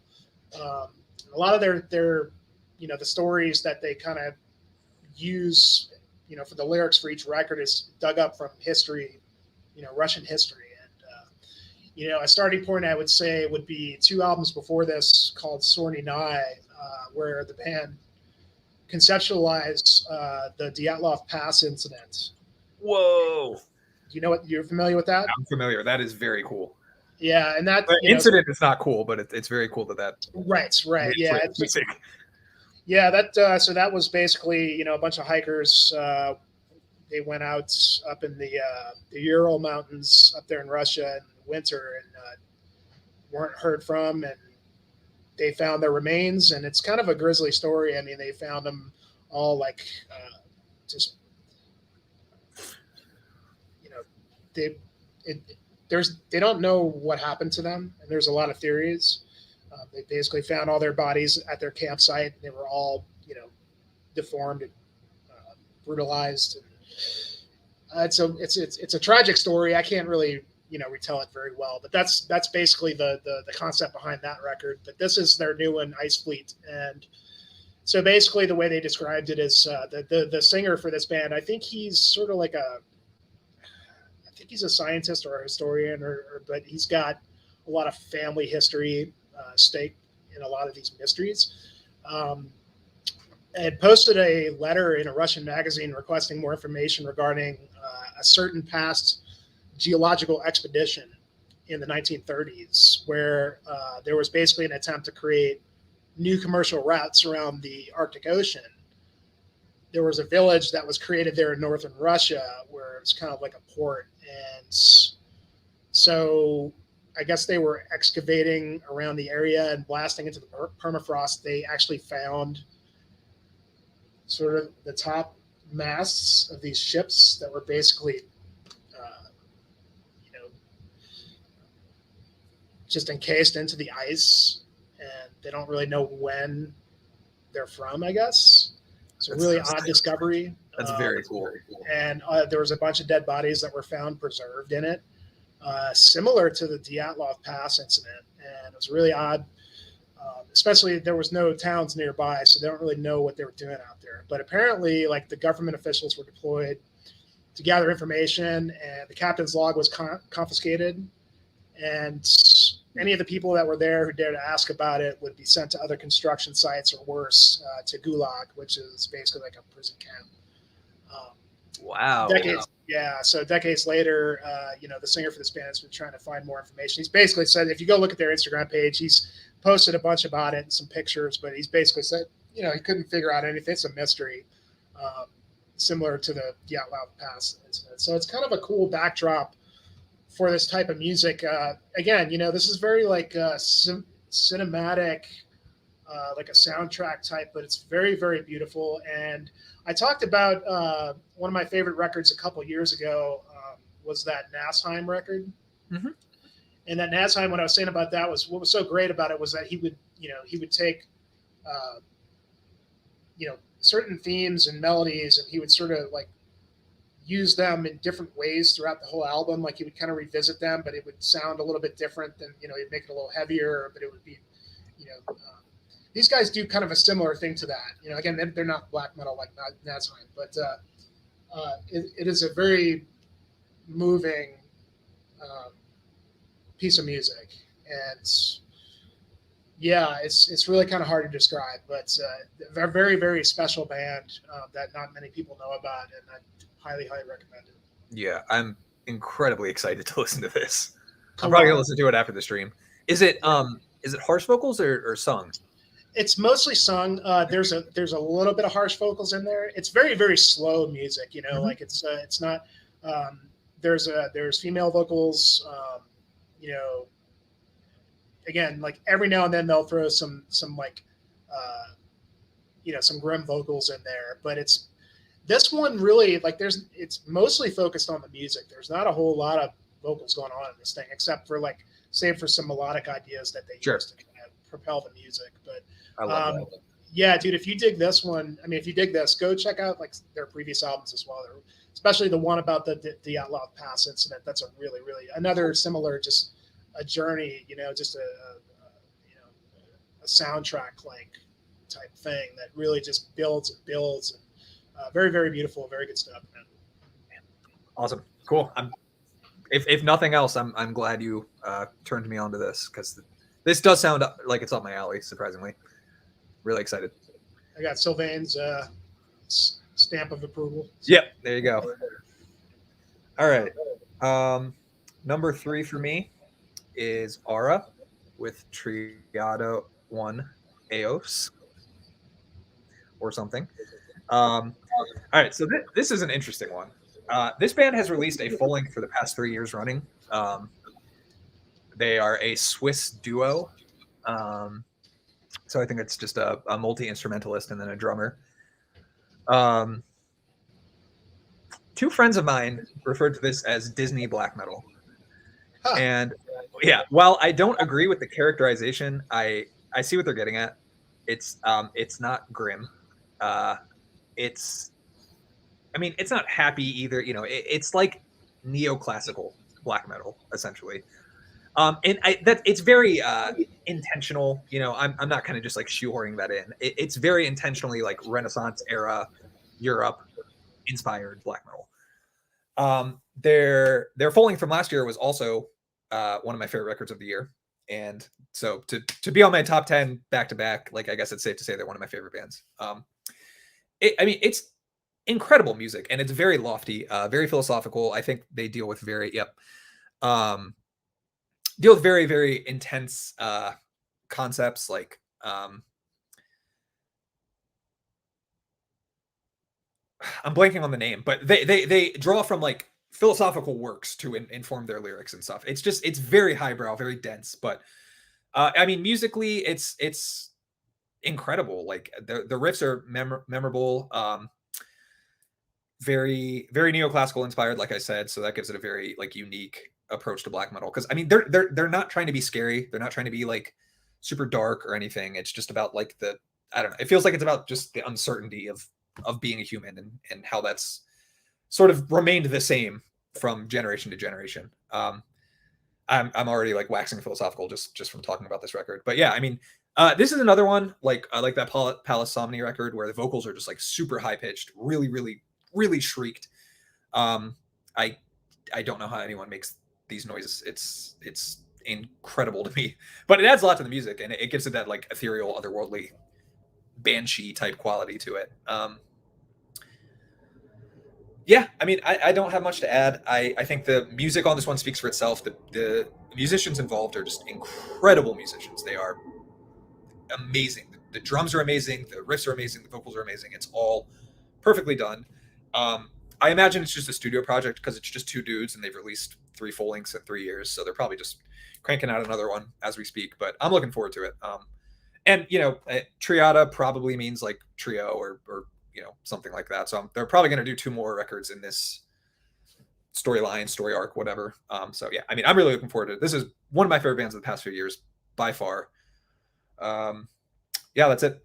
I mean, just check it out. It's so good. Where are these guys from again? Switzerland. Okay. I saw a review of this somewhere because I recognized the cover art. I thought it was Hark for a second, but it looks like it. It looks like it. They're not really doing themselves any favors. Yeah, Aura, Era, I don't know, but yeah, that's the other thing I was going to mention.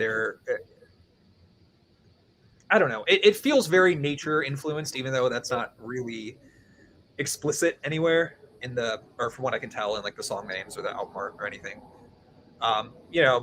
The cover of the album from 2021 was or from 2020 was a city, like it was like a city at night or something. So it's not explicitly nature influenced, but it just feels very like regal and huge and sort of, I don't know, just the feeling you get from like looking at a landscape unfolding beneath you. That's sort of analogous to what this album feels like for me. So it taps into that same like primal calm you get from being outside. I don't know. I love this record, man. So like neoclassical black metal, was that like the way you described it? I mean, yes. It's not like Yngwie Malmsteen meets black metal. Like not shredding or anything. Yeah, it's like very fast paced. Like they're very, very proficient at what they're doing. But I mean, it's like one of the riffs on the last record sounded like Pachelbel's Canon, like very intentionally sounded like a very famous piece of classical music, and it's just sort of all of the riffs have that sort of quality. I mean, there are passages that are just black metal, and it's just like it also is good, but like it's very bright. There's a lot of movement. There's a lot of like counterpoint, like melodies playing off of each other and altering as they go. I mean, it's got like an orchestral quality to it almost, even though it's just metal instruments. It's not neoclassical in the sense that they use violins or whatever. It's just very intricate music. Well, shit, I can't wait to hear this one. That sounds right up my alley. The band also looks that it's an anonymous project, and they just have these red robes and these gold masks, it's such a cool presentation. Yeah, I love everything about this band. Okay, yeah. Let's see. Yeah, I mean, like, it's just so good. I absolutely love it. Shamelessly love it. That's sort of their thing, is that like weird like Renaissance vibe, like poring over old tomes by candlelight. Just a very, very cool thing they've constructed here. Yeah. I mean, look at that place they're in, man. Look at that. Right. What even is that? Like, I mean, whatever it looks like or something. Yeah. I mean, look at that architecture there. It's beautiful. Like, that's what the music sounds like. It's just intricate and crystalline, and it's just amazing. I love it. Yeah, it looks like something out of like like the what do they call in Game of Thrones? There's the archives or whatever. Yeah. What's the term for that? I forgot. Oh man, I should know. I know. What's when Sam goes to the place and it's like to become a maester. What is that place called? What is it called? I can't remember, but it's like I don't know, just something like that. Yeah. Definitely what it evokes. That's sick, man. Yeah, that looks cool. So they're okay. Yeah, they're on Debamore Morty. Another great label. But yeah, I mean, they're a busy band. Like the 3 full lengths and the EP in 3 years. They're getting after it. It's pretty serious. Yeah. Oh, and yeah, I just saw lyrical topics: self-destruction of mankind. Like that's that's not light fare literature. Right. It's self-destruction of humankind and literature. Yeah, I think the new record is like loosely based on like the marriage of heaven and hell or something. It's just very like cerebral stuff. I don't know. Cool. But I like it because I'm pretentious. Well, I mean, to me, it just looks like one of the things we like about black metal and things like it's sort of like escapism, Yeah, 100%. It's like reading a good fantasy book or something. It's that, for sure. That transportive quality. Absolutely. Awesome, man. Looking forward to check that one out. All right, so we're getting close here. So let's see. I am on. Okay, so I've got 3 left. It looks like. Okay, I mean this one. Wow.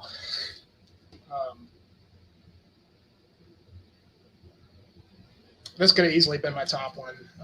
Is New Halloween. Oh That's my god, fucking awesome, dude. I don't know if you're like so like I'm not really a power metal guy. Like I said, like I could take some stuff from each genre, and you know I definitely there's a few power metal bands I like. You know, like I love Blind Guardian, I love Lost Horizon, early Sonata Arctica, you know, stuff like love Maiden. You know, even I don't know if you can really call Maiden. I guess you could call them power metal, but Now you would. Yeah, I mean, like they almost kind of like transcend the term. Yeah, for sure. But boy, if Maiden could have put an album out as strong as this year, I mean, this shit's all over that new Maiden. Not that, and I like the new Maiden. I like some of it, but it just, I don't know. I just find some of it kind of boring. It's kind of. That's totally fair. Halloween is a band that I'm actually pretty new to. I mean, I knew the 7 Keys stuff. You know, I mean, this band has been around since the 80s or whatever. Yeah. But, you know, just for whatever reason over the years, I just didn't really seem appealing to me for whatever reason. But given the amount of all the tubers that have been talking about this, I was finally like, all right, let me go listen to this. And it blew me away, man. Blew me away. I mean, and what I like is, you know, it's kind of nice. Like, I don't know about you, but like to have a record that's kind of like a little more like uplifting as opposed to like, cause I love all the darker stuff we listen to and the more like depressive stuff, but it's nice to have something that's like, you know, I don't want to call it like happy, but it's just like an uplifting sound. It's kind of nice. Yeah, I know what you mean. You know what I mean? Prog Power, classic band from Germany, and you know, incredible band name too. Yeah, Halloween. Just incredible band name. But man, I mean, yeah, I mean, what did I say? I mean, yeah, I didn't really have a whole lot to. A lot of parallels to Maiden and what they did here in terms of, you know, the longevity of the band. And so they apparently, you know, put back together all the different eras of the band. And it's like a super group now. You know, they've got the two main singers. That's, you know, there's Michael Kiske that sang in the early days. And then there's Kai Hansen, the guitar player that came back to the band and is doing some vocals. And then they have their later day vocalist, Andy Darris, as well on here. And they produced a record here that's, you know, I mean, not being like the biggest Halloween fan and being able to speak to their entire discography, I've been going back to a lot of records and checking out like some of the Darris stuff. But this, I think this is probably a testament to their career for sure. And, you know, in a case where it could have been like too many cooks in the kitchen, it really, really worked on this one. And obviously all these guys, they must have decided like, you know, because I mean, there's probably like 5 different songwriters on this album, and they must have just gotten in the room and said, look, whatever song, you know, you need to bring 2 songs, whatever, and they have to be of the utmost excellence. Otherwise they're not going to make the cut. And there's 15 songs on here, and every single one of them is good. You know, it's just really well written, well produced, just awesome melodies, great. I mean, that's what makes it, you know, I mean, for me, like if a power metal band is going to have to wow me based off of the strength of their melodic prowess, you know, and this one, it really just, I mean, it's one of the best power metal records I've ever heard, to be honest, you know, I mean, that's high praise. Yeah. I mean, and everybody's been going crazy about it, and for good reason. It's a fantastic record, and you know, who knows how much longer these guys are going to be around. They're similar case. Veterans, but are you into like much power metal or anything? Not at all. Like I never ever listened to it. I'm going to check this one out. I mean, I do like to break up the depressive monotony. Not everything needs to be like a question of life or death and viewed through a intensely artistic lens. Like it's okay to just have like some cool riffs from time to time. For sure, yeah. And I mean, this like, I mean, it's again, it's like, you know, it's just like, it's kind of like a feel good kind of thing, I guess. I don't know. It's but like the strength of the melodies, that just the is very, very powerful, just memorable songwriting. You know, that's not easy to do these days with so many bands doing this kind of stuff. It's not easy to really stick out. You know, No, I mean, I had that thought. Like incorporating that level of melody into heavy music is not easy. Like that takes a lot of skill. Mm-hmm. But yeah, dude, awesome record. Love it. Cool, awesome. Okay, number 2, another one that could have been my favorite record this year. This is Ausert with Pilgrim's Ord. I'm very sorry. But yeah, that is the album art. So, man, I think this band is Dutch, but I gotta confirm that. Yeah, okay, so they're from the Netherlands. I think it's a solo project, actually. It might be a 2-piece, but regardless, this is just very like dark lo-fi black metal. It's very bass heavy. It's got a really like thick quality to it. But it's actually, this is a good segue from the Halloween album, because this one incorporates these like regularly. You know, it's not just like a one-off thing. He has these like operatic, theatrical, like heavy metal vocal passages that he incorporates. That's usually not my thing, but like it works perfectly for this, and it gives it like an energetic quality. You know, I wrote here, like this is a record I've listened to while I've gone running or lifted weights before. Like it's energizing. It's not just like background music or something you really want to just sit down and like think about. It doesn't feel, it feels I don't know. There's a physical quality to it. I don't know how to explain it. They're long songs. It's like 4 10-minute tracks, all in Dutch. So I mean, I don't know what the fuck he's going on about. But another band with a really cool aesthetic. Well, cool is relative. I think some of his promotional shots are him in like a pig mask with a black robe on or something. Just weird out there shit. And I think OSSAERT. Okay, I feel like I've seen that. So okay, yeah, that's not the picture I'm thinking. But I mean, again, look at that. That's sick. Like, yeah. And you look at that and you would expect like the rawest of raw black metal, and it's not quite that bad. You can tell what's going on. You know, some effort went into the production. But yeah, so I mean, I heard that last record, Beta Heis, I'm not sure, but I heard it late in 2020, so it would have been on my list otherwise. But I already had my ear to the ground for this new one, and it did not disappoint. It is incredible, really dark. It feels like, I don't know how to explain it. It feels like a schlocky horror movie, kind of like it's got that like dark but fun quality to it. Fun isn't the right word, but I'm kind of at a loss. It's enjoyable in a way that like it's not super cerebral. It doesn't really take itself that seriously. I think the name of the band is actually based on like a Dutch like ghost story or something. So I don't know. That's just kind of the vibe. It's like a spooky but enjoyable, I don't know, little release here. Yeah, I mean, mostly I'm just surprised that a band with 2 records has blown me away twice and ranked so highly on my list here. But yeah, love this record. Kind of looks like you know, could be like something from like an 80s like horror movie or yeah, 100%. Yep.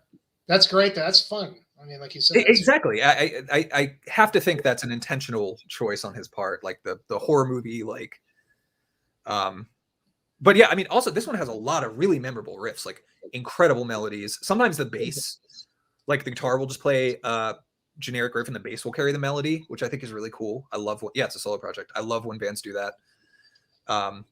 That's something that like that's why I think De Mysteriis Dom Satanas is such a classic, because the bass work on that record is so, like, to me, that was the first black metal record that really made just incredible use of the bass.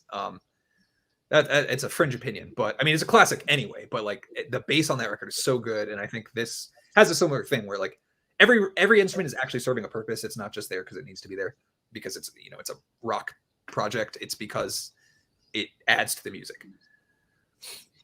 Yeah, it's interesting. I hadn't really thought about that, about De Mysteriis, about, you know, because it's not like often like where, like, you know, if you're into black metal, you don't hear too many people saying, well, man, that bass is fucking, you know. Yeah, exactly. Banging it, you know. Yeah, I mean, the bass line on Life Eternal is one of my favorite black metal like pieces of music ever, period. It's just so good. It's incredible. And so I'm always kind of, I learned bass like in a structured setting before I actually learned guitar. So like I guess I sort of subconsciously listen for bass to an extent when I'm listening to new records, and maybe that's why this one stuck with me so much. I don't know, but it's so good. And it definitely the bass is definitely higher in the mix than usual, so it has like a thick sort of punchy quality to it. Yeah, I love that like sigil, like just bare bones woodcut type album art. Just love it. I love everything about this band. That's cool, man. What did you think about that last Mayhem record, Damon? I love it. Honestly, I absolutely love it. I don't know. I guess I don't know if I'm in the minority, strictly speaking, but I don't think Mayhem has ever released a bad record. I think Chimera is good. I think Grand Declaration of War is good. I think their weirder EPs are good. I think they're an incredible band. Obviously, I mean, most people do, but like I don't think they have really done anything bad. Yeah. And Ordo and KO is potentially my favorite Mayhem record. Just because it's so abrasive and like it's just mean. It is a mean record. It is. It's a you know, I said before, like I almost like was afraid to listen to it again after the first time I heard it. Yes, Because it was so you know, like unsettling, you know. Unsettling, exactly. It is. It's visceral. Like it's not just like it's not scary on a. It's unset. I don't know. You feel different after listening to it. Yeah, the artwork is so good, man. Check that record out. Yeah, so that's my number 2. Could have been my number 1, but I'm comfortable with my number 1. You're giving us some good stuff, man. Because most of the shit you've shown so far, I haven't heard anybody. I figure, and I know it's weird, but like I don't know. I see myself as sort of sifting through the rubbish heap and just pulling out a couple gems for people who may not be this into black metal. So I wonder if Ben knows some of this stuff, the Brain Smasher, because he has a pretty good pulse on the real underground stuff. But he's usually like kind of like he doesn't really focus as much on the newer stuff. He's really always delving back into the obscure stuff that's still pretty old, you know. Definitely. And that's where my my knowledge base kind of breaks down. Like, you know, I have a decent read on like the Scandinavian scenes, but past like I don't know, early 2000s, like there's a severe drop in my knowledge of black metal. So I know the classics and, you know, some less known ones, but yeah. So I definitely, it was an unintentional choice, but I definitely focus on newer records with my channel. Cool, man. Cool. I'm looking forward to checking a lot of these out, man, for sure. Likewise. All right. So shit, we're almost down there. Okay. So this next one, I'm really curious to know if you've heard this, because I think this is probably going to be up your alley. Cool. This is a band, another new band called Nultum. Dude, I just listened to this yesterday. This fucking record, dude, it is. Yeah, I'll let you do your thing, but yeah, I have a lot to say about it too. Man, literally just listened to it yesterday. How weird. I was wondering if you did, because I mean, it's like this band is like it's interesting because they're on a label called Transcending Obscurity, which is mostly like death metal bands and things. Like they don't really do a lot of black metal, and this doesn't even really look like black metal. I don't even know if it even really is a black metal record. I mean, it definitely has some black metal influence on it, but the best descriptor I can, this is, you know, atmospheric folk prog, you know, black kind of stuff. And a good reference point I would say is definitely like early Agalloch meets like some of the some of the Bindrune bands like Falls of Raros and things like that. In fact, one of the guys in Falls of Raros plays a solo on this one, and also the guy from the Chachwin does a solo or a piece on here. I didn't know that. And, yeah, and it's very like they definitely could have been a Bindrune band, because they definitely sound like that type of aesthetic. But it's just an incredible dark metal record, I'd say. Like, you know, kind of like Agalloch talked about, their early stuff would be, this wasn't really black, they call it dark metal. This sounds like dark metal to me, but it's just very, very incredibly well written songs, really good, great dynamics between acoustic and heavy stuff. You know, beautiful. I mean, I don't even really know what to say, but it really, it was one of those things that it was getting a lot of praise. And at first it didn't, like, knowing what label it was on, I kind of like passed on it, and then, went back to it, and I listened to it a lot the last couple of months, and it was originally lower on my list, but it's just been getting higher and higher and higher. And for this to be another, again, as we've been talking about all these new bands like this, for this to be a debut album, I mean, what a strong effort for a debut, And one of the guys in this band used to play. He used to have another band called Marsh Dweller, which was kind of in a similar like realm of this kind of stuff. In league with like Panopticon and Obsequiae and all that kind of stuff. And I think this is his new band. It's just a 3-piece, but don't have a physical copy. It's all sold out by the time I got to it, and hopefully they get some copies on their Bandcamp when the vinyl comes out, because I really want this on vinyl. But yeah, I was curious if you had heard it, man, because it sounded like something you would dig. Yeah, I mean, first of all, that art is incredible. Yeah. I could look at that for an hour straight. But yeah, so I revisited it yesterday, I should say. It wasn't my first time listening to it, probably second or third. And I think, honestly, this is a case of it just got buried in the avalanche. I don't know if this is a problem that people just have every year, where you feel like too many records came out, you just can't get a good handle on it. But this could easily be a record I listened to 4 or 5 times earlier this year and realized it was a year-end contender for me. Anything inspired by Agalloch, explicitly or otherwise, is something I'm probably going to enjoy. And I definitely get that vibe from this record. It was a grower for me. I mean, like, because when I first heard it, I was like, okay, yeah, this is pretty standard, kind of, sort of an Agalloch inspired band, but it was a grower for sure. And a lot of the, when it comes to this style of, sort of atmospheric black or dark metal, whatever you want to call it, those melodies, those parts have to really get ingrained, and then they get to a point to where they really stick with you. And this is the type of record that I could see really listening to a lot, like hiking and, or like camping out on a fire and just playing this thing, Yeah, there's a I guess progressive quality to it where for sure it takes attention and it doesn't reward you immediately. I think that's just what happened. I listened to it the first time, and because I'm always kind of just thinking, since I started this channel, I'm just always thinking about, like, is this like a year-end contender for me? Like, how much do I really like this record? Do I just enjoy it? Is it something to come back to? And I think I just sort of wrote this off as like, yeah, that was cool. Like, I'll revisit it again when the chance arises. But yeah, listening to it again yesterday, I feel like I kind of missed the boat with it. So I'm glad you brought it up. Yeah, it's a good record. Yeah, like I said, it was originally like, I didn't even know if it was going to make my list, but I listened to it so much the last couple of months, it just kept getting higher and higher. I was like, God damn, this is so good. I got to put it up there, But yeah, I really enjoyed it, man. It's, for a record this strong, it's always going to be interesting with these bands that have these debuts that are so strong. Is it going to be a fluke, or are they going to really go on to do some amazing stuff, Yeah. So then definitely this one's up your alley for sure, man. Yeah. Good shit, dude. Awesome. All right, so I guess we're there. There.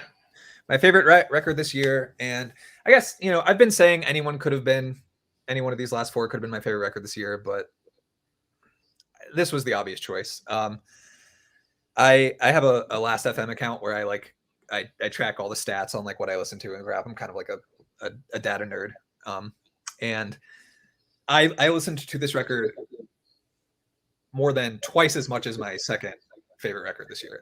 I came back to this one probably once every 2 weeks, which is, considering how much new music I listen to, for me to come back to a record that much is just like, it says a lot. Okay, so this is Abkehr with In Blut, which is in blood in German. Another German band. The Germans are just not fucking around when it comes to black metal. This record is fucking mean. It is so good, and it's like 31 minutes. It just packs a really, really aggressive punch. The song names are like 1 through 4. They don't give you, they don't hold your hand. There's no like lofty concepts. It's just dark black metal. Like they don't really. Yeah, like I'm pretty sure it's an anonymous project. They I don't think they post their lyrics anywhere. It's just a perfect offering of black metal. I'm so like just excited about this record. Just thinking about it, I want to go listen to it now. Yeah, so I mean, it's on Vendetta Records. Vendetta is known for the I guess darker style of black metal. It's 4 songs, like 31 minutes, like I said. So it's really a big part of why I came back to this record so much is because it's just like it's a perfect length as far as I'm concerned. You know, I don't mind longer records, but like 30 minutes is perfect. You're in and out. You get exactly what you want.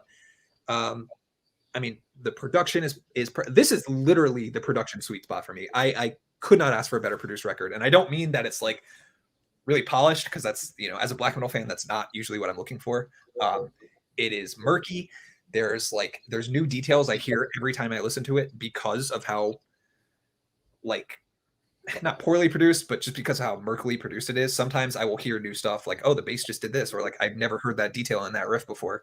The vocals are exactly what you'd expect, just shrieked, drenched in reverb. They sound otherworldly. They're frightening.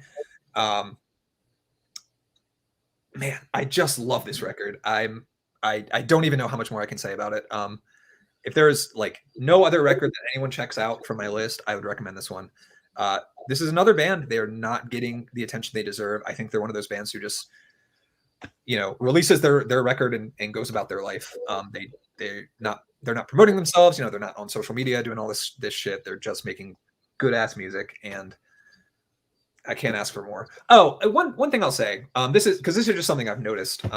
They're a 2-piece. My favorite record of 2019 was a 2-piece.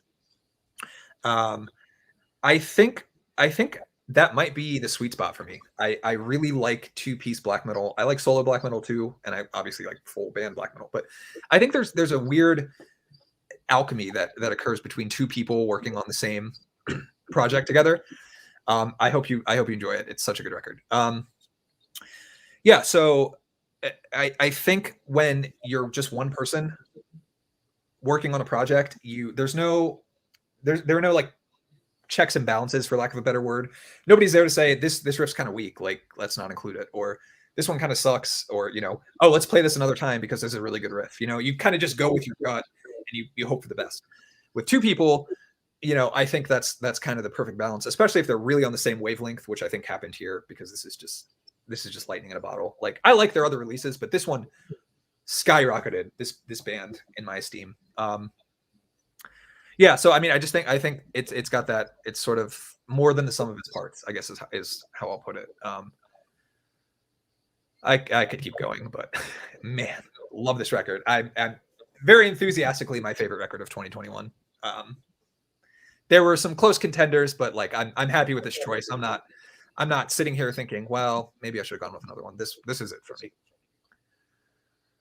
Yeah, well, that's I mean, the artwork says it all right there. It really does.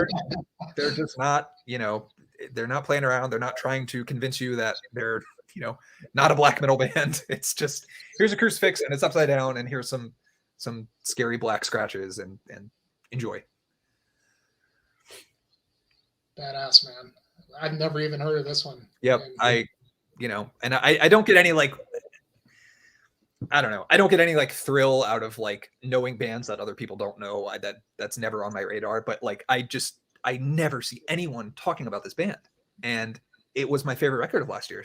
So I don't know. I really hope I conveyed how much I liked this record and how much I think black metal fans will enjoy this record. Well, the fact that you chose it as your number one, I mean, that's a bold statement. I hope that says it all. Yeah. So many strong releases this year, and just, I mean, you know, we could go on and on with how many good. I mean, even in our list today, I mean, it's probably impossible to even talk about all the other great records that came out this year that maybe just didn't quite make the mark. Exactly. For others, you know. But I mean, this is this is good. I mean, this is cool stuff, because I'm hoping that other folks that watch this, I'm definitely going to be delving on this whole list, and hopefully, you know, like I said, like some of the other tubers that have kind of jumped on here and stuff, and some of the guys, I'll see it later, will surely appreciate it as well, because they like hearing about the stuff they don't, you know, never heard of, and curious to see what Ben thinks about some of these too. Yeah, likewise. And I'm also, I'm really eager to check out everyone else's year-end lists because that's how I find a lot of stuff that I missed. Yeah. Yeah, that's kind of, I mean, like, because some people just don't like doing year-end lists, whereas other people do. I really dig it just because I feel like, I mean, not so much like doing it, but just I like reading other people's year-end lists. It just really helps to, because I mean, you could spend a lifetime delving down, the scene trying to find all the, figure out what you're going to like and what you're not. You got so much to choose from that, it can be overwhelming. Feels never ending. Yep. Which is, it's good. It's a good position to be in. Yeah. I haven't heard the new Funeral yet, Maya. I know I've heard some good things about it. I'm not too familiar with them, but it's supposedly like a classic funeral doom band. It's got a new release on Season of Mist, and somebody was talking about it. I think, no, you know what? It was Austin. Austin was talking about it on that stream we were talking about earlier with Marty. He said that new Funeral is really great. I got excited because I thought they were asking about Funeral Mist, which is another record that just barely didn't make my top 20. But that's a that's a Marduk like side project. Yeah. And I almost feel like it was a middle finger to just release a full length late in December. They're just like, I don't care if we're on your year-end list. Here's some black metal, but man, for sure, they definitely don't care. Yeah, that's another. I haven't even heard that yet. And that's what I'm saying. I Funeral Mist, I love that project, and I had no idea they were coming out with a record. Literally no clue. It was just on my Spotify like new music playlist. And I was just like, what the like? I feel like a failure for not even knowing about this. Well, it seems like every couple Marduk records or 2 or 3, then he'll bust one out. Yeah, exactly. Yeah. Yeah. I thought that last Marduk record was great. I love that band. Yep. Love it. Yeah. Yep. Cool, man. Cool. All right. Yeah. Really excited. What do you got? Oh, one more. Well, so this is not going to be surprising for some of the people that have been on the streams. It might not be surprising to you either, but I just couldn't get enough of this album. Is the new Ruins of Everest. I mean, I suspected. I just I couldn't help but choose this as my favorite. I mean, this is one of my favorite bands. I love everything they've done, and this came out pretty early. It was in January, so I've had all year to let this sink in. And I notice. I mean, for the most part, this one kind of divided his fans a little bit because a lot of people really loved it. A lot of people didn't really like it as much. Didn't really like the sort of more leaning toward the gothic and kind of typo negative sort of influence in the vocals. I've always felt like he had that Pete Steele kind of influence in his clean vocals. That's always kind of been there. It just kind of seemed like it was more elevated on this one. And to me, I thought that was a nice touch because he kind of took it and made it his own and integrated it into his weird ass music that he does. Because I don't think anybody sounds like him. I think he is really just unto himself with his music. And this one, for sure, if you're a fan of Ruins of Everest and you didn't like this, I would say stick with it. Go back to it and really let it sink. I mean, every Ruins record really takes some commitment to really appreciate it. Especially some of those early ones. And I thought Exuvia, coming off of that one was so great. And I would say that almost like that was kind of maybe more of his more accessible works. But this, I don't know. When I first heard it at the beginning of the year, I liked it a lot. It took a few listens for it to really sink in, and it really became probably my favorite thing he's done. Which is really hard to put that over Phallus Semen or Blood Vaults or Exuvia. All right, hey Ben, what's up, man?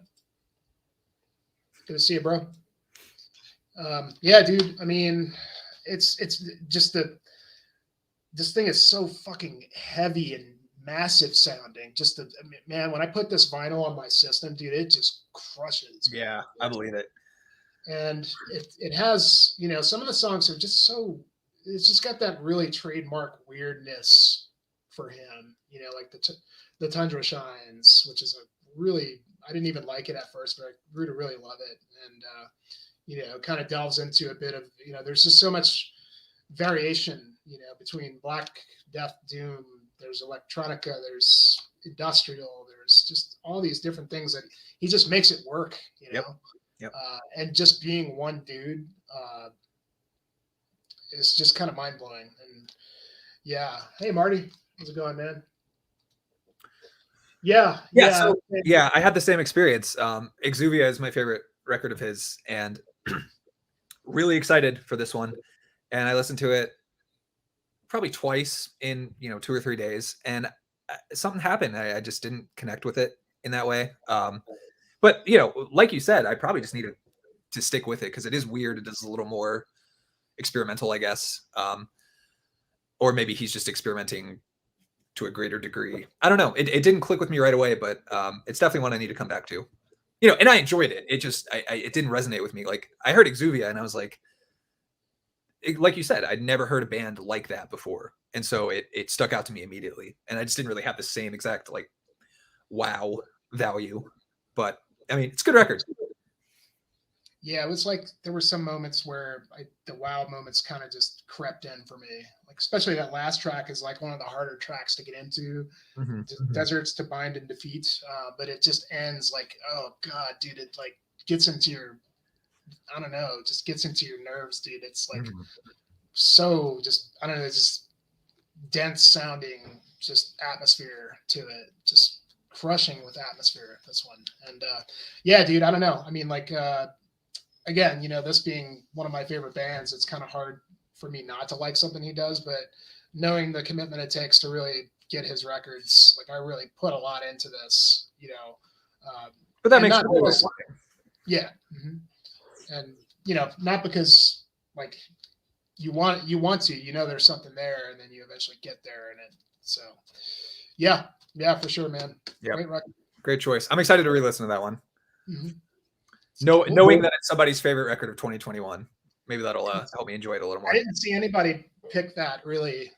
I mean, like, I saw it in some year-end lists, but it seemed to kind of like, there were so many releases this year. I think it kind of dropped down because it came out so early that people kind of forgot about it. But yeah, there's a sweet spot. Releasing an album too early or too late in the year can kind of be a risk if you care about media press attention or whatever. But yeah, I mean, I remember talking to you earlier this year about that record, and as I was thinking about it, I suspected that would be your favorite record, but wasn't sure. But cool. Yeah.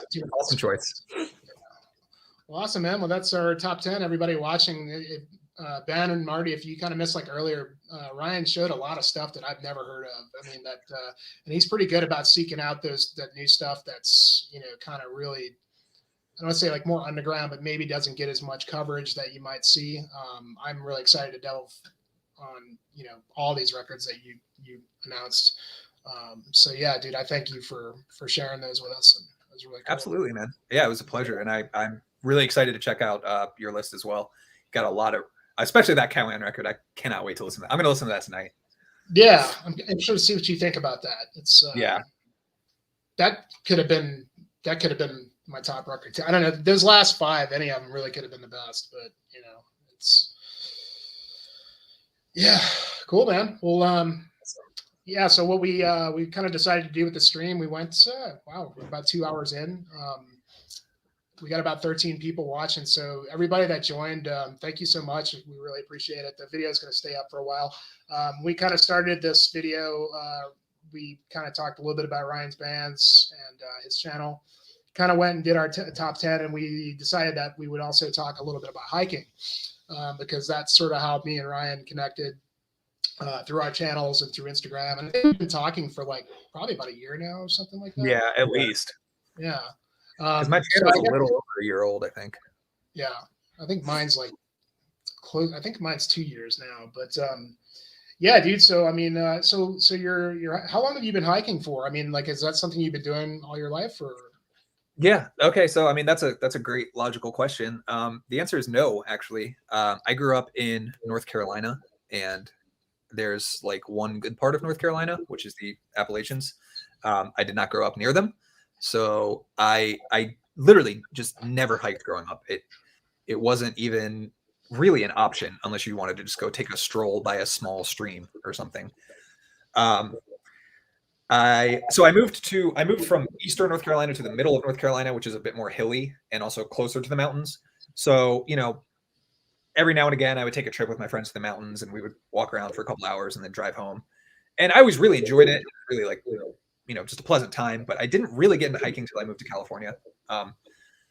And it's funny because my wife always gets on me because I kind of, I talk bad about LA sometimes, but one of the biggest things that made me realize I could live in LA was A, its proximity to Yosemite and Sequoia, and B, the fact that, I'm a 20-minute drive from 10,000, 11,000 foot peaks. Like, I had no idea. I literally just had no idea that there were actual mountains in Southern California.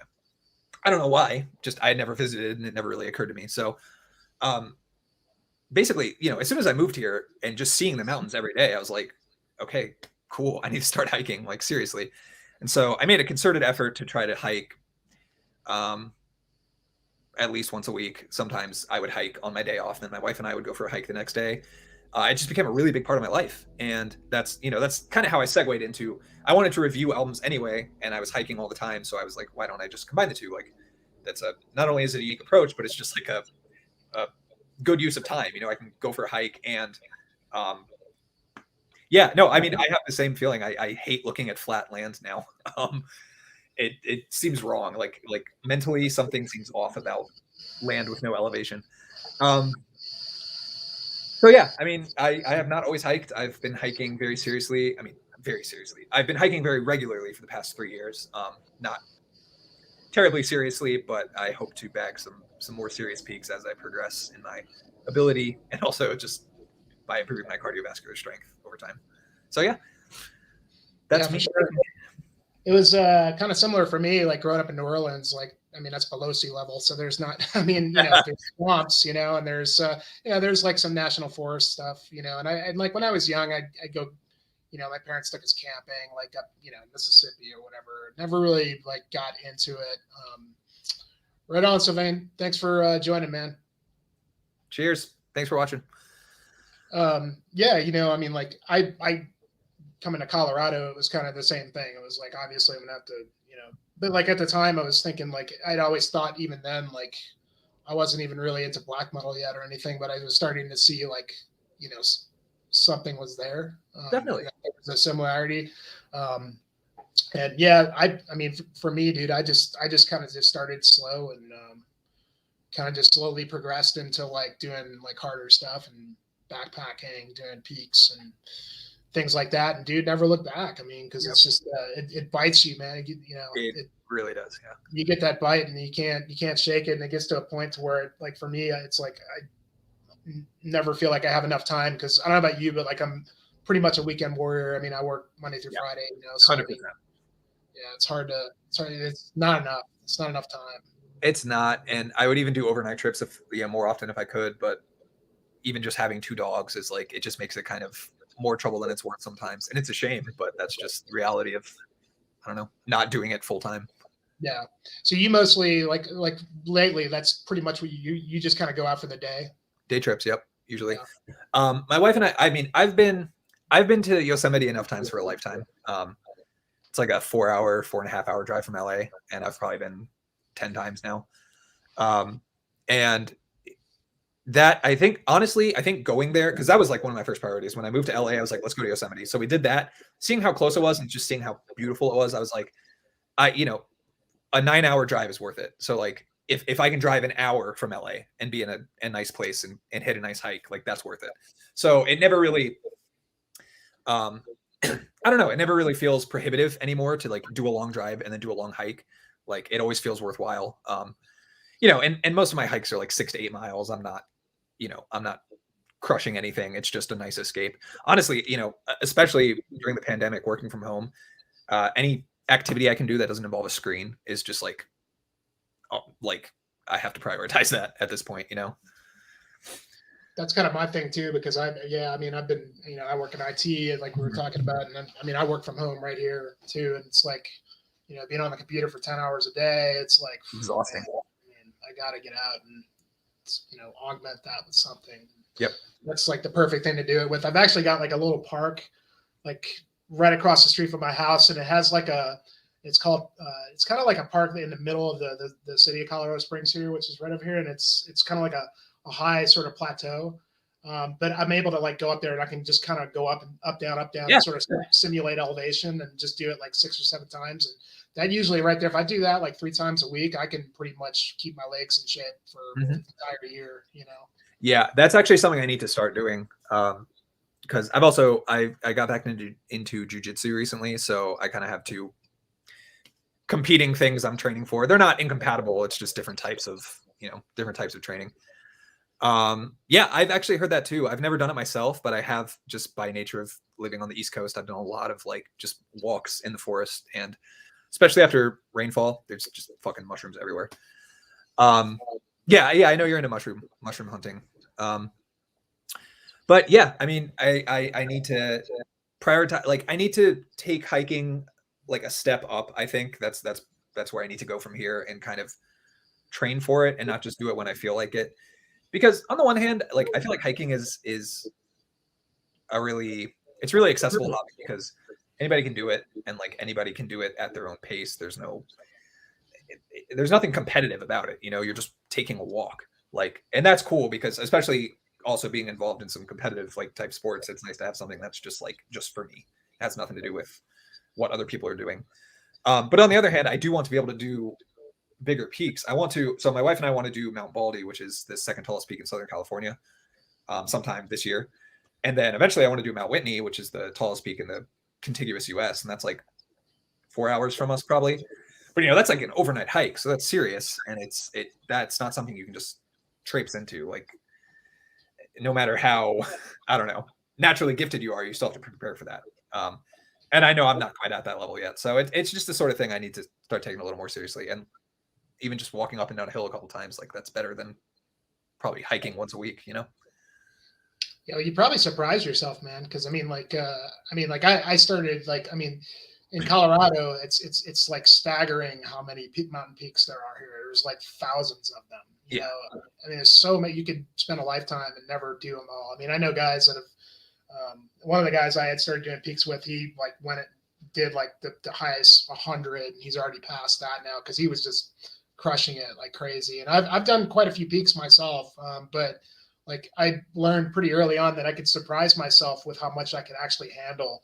I mean, I'd be completely and utterly destroyed by the end of it, but I'd have to, recover for a few days. I've got to the point now where it's like, if I keep my legs and, like doing what I was telling you, like I just do that. I hike as much as I can on the weekends, and I do, some weightlifting here and there, but just keeping the legs in shape. And usually, like if I go do a 4,000 foot, elevation hike, I'm going to feel it no matter what. It's just the time, the recovery is pretty minimal these days. Yeah. Just for keeping it up. Yeah. I mean, that's the best you can hope for, is just being able to recover quickly. Cause I mean, it's going to take a toll on anyone. Like, I think that's sort of something I didn't really fully anticipate, is like, I could walk 15 miles in a day. Like I've done it before, but adding elevation in is a completely different game. Like even a 500 feet elevation gain in like a mile is still like, you feel it, you notice it. And so, doing 2,000, 3,000 feet of elevation gain in a hike is like, it's taxing. Like, and like we were talking about, I lift weights too. And I do jujitsu sometimes, or not sometimes. I got back into jujitsu recently. So it's like something I actually have to think about. Like, do I want to be toasted from this hike and have to go to class tomorrow night? Like, I have to balance it. It's I don't know. It's a genuine physical pursuit. And anyone could do it. Like I said, like anybody could get into it and just do it at their own pace. But like, I think it's sort of natural to want to push yourself and bag higher peaks and go on longer hikes and start doing overnight trips and all this stuff. And that's something you kind of have to take it more seriously at that point. Yeah. That's kind of where I'm at. I don't just want to do day trips anymore. I want to do stuff that will feel like a genuine accomplishment. Yeah, the overnight trips, that's where it's really at for me. Like that's where you really, because that's when you're really out there and spend the night out there and, completely unplugged. Like Yep. I mean, that's usually like when I listen to the most music is when I get to a campsite and get a fire going. I take a little Bluetooth speaker every time and just and that's cool too, because like in the backcountry you can just blast it. You know? Right. Exactly. Yeah. Like, yeah, I think that genuine isolation is just, oh man. My wife would never live in Alaska, but I would love to visit someday. Yeah, Alaska is an incredible place from what I've seen. I've watched a lot of like travel logs of people just going around Alaska hiking and doing general backwoods stuff. It seems like an incredible place. I would love to. Yeah, my only like fear of like going up to like Alaska and is dealing with the grizzlies, because that's an element that I'm not used to, because like, and I'm sure it's the same with you, like you got like, we don't have grizzlies here in Colorado. I mean, it's all black bear. There's rumors that they might have a couple here, but for the most part they're not here. Yeah. But and probably the same for you. I mean, you just black bears, so I mean, black bears, they're not really a problem. I've never had any problems with them. No. But they'll just ignore you. Like, yeah, they're usually just not even interested unless you have food. But grizzly country, that's a whole nother. That's a scary animal. Yeah, it's not something you want to stumble across. So that, I mean, I would definitely not go out by myself like I do here. I'd definitely be trying to find like a group to go with. Yeah, for sure, Marty. I mean, because it happens a lot. I mean, people don't understand like what they're contending with, I guess. Like, especially if you're just used to black bears and you're like, oh, this is just a bigger version of a black bear. Like, no, that is not correct. Yeah, I mean, it happens in Yellowstone even a lot. In Wyoming, it's just, but there's always like cases where there's a lot of tourists that are kind of just, they don't really know what they're doing. They're leaving their food out all over the place, and they're just doing all the wrong things. Have you ever seen that dude? I think I told you about him. My Own Frontier. He hasn't been active in a while. He's got a YouTube. I'll send it to you, man. His stuff is awesome.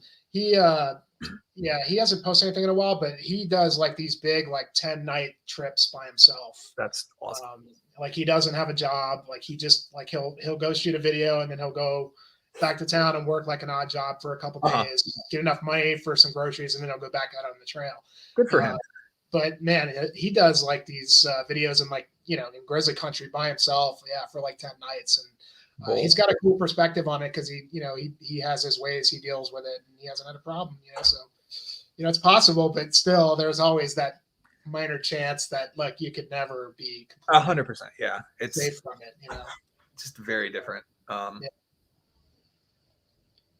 totally believe that. Like, it's just a function of where you are too, but I don't know. I'll just, as a Southern United States citizen,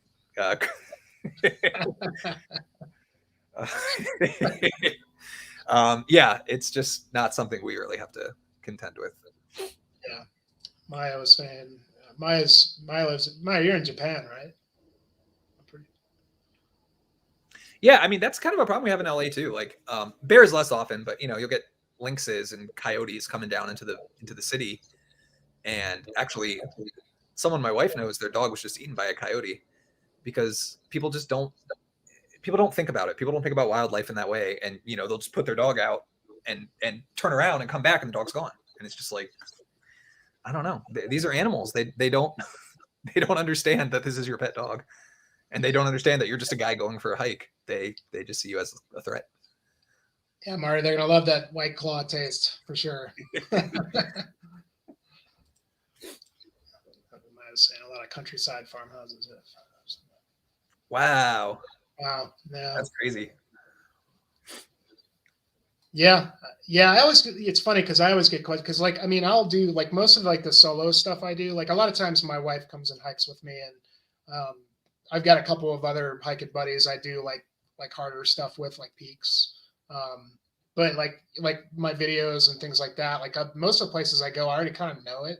Yeah. Like, I don't even really need to like navigate, because I've already been there. Like, I've already, how like you like get to a point to where you kind of like find your spots, and that that are really you dig, that nobody goes to. I'm like, okay, that's my spot. Yeah. So like that, a lot of times I've got like certain places like that I just won't go to by myself, because they just like overnight, because they just kind of creep me out a little bit. Dude. So, I mean, I guess tying it back in, I don't know if you even know this band, but Aoritos it's a Nightbringer side project. And that's pretty much what that project is about. he said in interviews it's about, and he's in Colorado, he's in the same area as you, and it's just he said he like will go to like abandoned mining towns and stuff in Colorado, or just general places in the mountains, and just like immerse himself in that like that feeling of like something is off about this place, and then like channel that into the music, which I think is so cool. That is cool. And that's real. That's a real thing for sure. Right. And it's funny hearing you say it too, because you're in the exact same place as him, and that's what's inspiring that project. Like, but it's definitely a thing. Like, you know, the more I don't know, the more trafficked trails here, you never really experience that. But like, there's plenty of abandoned like mining towns in the Sierras and stuff, and we actually went to one recently, and it's weird. Even with other people there's just something, I don't know, something spooky about it.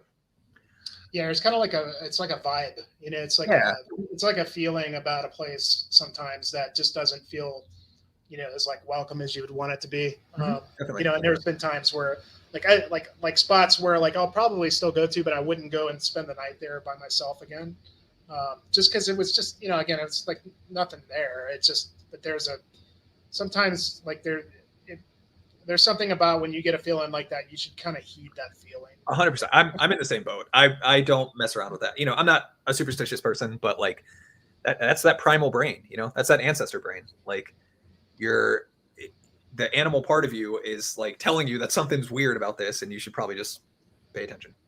Right. Because that's what that part of your brain is for. Like, you know, navigating the forest and avoiding predators and stuff like that. So I don't know. Yeah, you know, moose are a little more rare to see. I mean, they're here in Colorado, but I had actually 2 sightings this last summer. I did a peak called Mount Ouray, and there was actually a family of them out there in the meadows. There was a pretty big one too, and then I saw another one actually was camping out at the Black Canyon of the Gunnison, and close out to there in the national forest. Me and my wife found the spot, and the one came through our camp.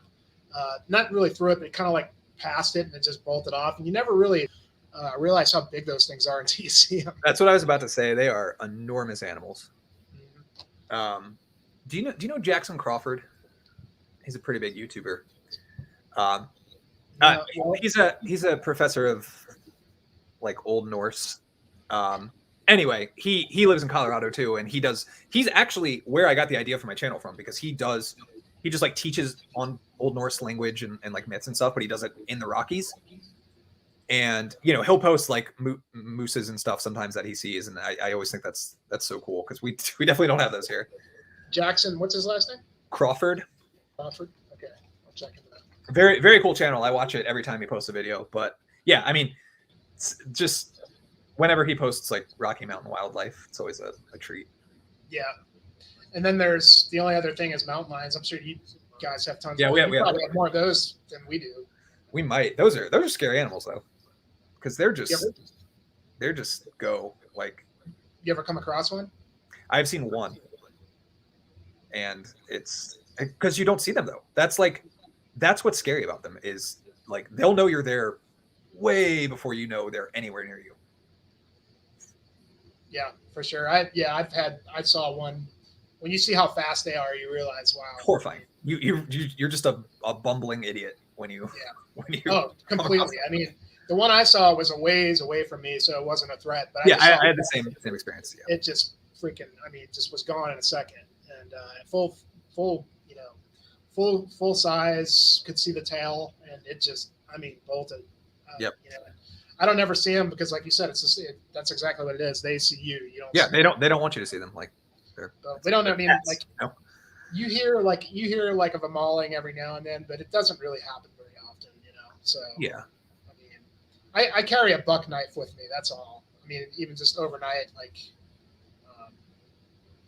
people always like, well, you don't carry a firearm. It's like, well, I mean, I could, but I just don't feel like I need it.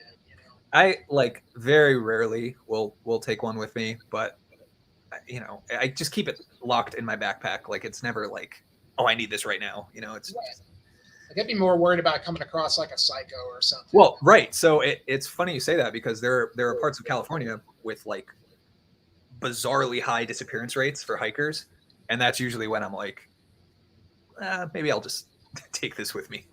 Yeah. But yeah, it's like people, you know, more than anything, people who are intentionally trying to be creeps rather than animals. Yeah. Or you hear like those stories, like the 411 missing 411 stories, where like you ever hear about those? You know, people that My disappear. Yeah. wife, I hope she's listening to the stream right now. She is obsessed with that, and I am too, just kind of by like because I have to be at this point. But it's very interesting. But yeah, she is very, very interested in that. Yeah, I'm always like thinking about that when I'm because it seems like it's always in a national park, and I'm like, it is, yeah, and it's like always near granite fields or something Yeah. like that, and it's very weird, man. It's very weird. I think it's feral humans. Yeah, feral. Yeah. That's my number one pet theory. Yeah, there's a lot, you know. I mean, but it's the ones where they just kind of just like where, like there's like a couple, and they'll be like walking on the trail, and they, you know, Yeah. you know, I right behind him, and then he looks, and she's just gone. Turns around a corner, right? And it's like, how does that happen? Because it happens in Yosemite a lot. Yep, feral humans. That's my wife. She thinks that I think she thinks it's aliens. I don't know, but it's so creepy. Like you turn a corner, and then you turn around, and like your kid is gone, and that's it. That's horrifying. Like that's so messed up. I always get like, because like you said, your wife hikes with you, like mine does. You know, I always like when she goes into the wood, like to go pee, I'm always like, is she gonna come back? Because I think about it, like, no. So we actually had an experience like this where why don't dogs pick up their scent? I don't know. Maybe it's not feral humans. That's I think they just have an unrecognizable scent to dogs. That's probably what it is. We went to the southern Sierra Nevadas maybe a year or two ago. Yeah, I love that version of the Havamal. And my wife went off to like, I don't know, meditate or something. And so I like sat down by a river. I put my headphones in. I think I was actually listening to Wardrena. And 10 minutes go by or whatever. And she's like calling out to me, and I can't hear her because of the river and the headphones. And so she's like walking around screaming my name, calling me. And eventually I take my earphones out and I'm like, are you done yet? And she's like walked by me 4 or 5 times at this point. She's like, I literally thought you got abducted. Like what is wrong with you? Like, why weren't you listening? Yeah. I was like, I don't know, I was just hanging out by the river. But yeah, I mean, because we were deep into the missing 411 stuff by then. And she's like walking up and down this river screaming my name, and I can't hear her. Yeah. So yeah, we had a little scare in that vein. It's so funny, man. It's like, it's funny how you can like just like creep yourself out like crazy. Like I said, most of the times, like even like the places that I didn't want to go back to, I always think like maybe I was just creeping myself. I was probably just creeping myself out. And then, then you start to think about it. And then when I get like, when you talk to people that don't go out in wilderness or like, find that sort of thing that they've never like done it before. So those are usually the questions they have. And I always kind of like say like in a lot, most of the time, like it's actually the opposite of that. It's like, it feels like a very welcoming thing. Like it's for sure. Where else would I want to be right now? This place is like, almost my home. It's for sure. It's a level of peace I can't really experience otherwise. I mean, that sounds like trite, but that's why I do it so much, because it just clears my head completely. And like there's also the like physical, like the laborious aspect of it, going on a hard hike, like you can't really think about anything else. You're just focusing on what you're doing in that exact moment. And I think that's just like the best state of existence. So yeah, I mean, I completely agree. But yeah, I mean, there's definitely been times things have gotten a little, I don't know, dicey, or I've like started a hike a little too late in the day and sun starts setting and I'm like, I gotta hustle back.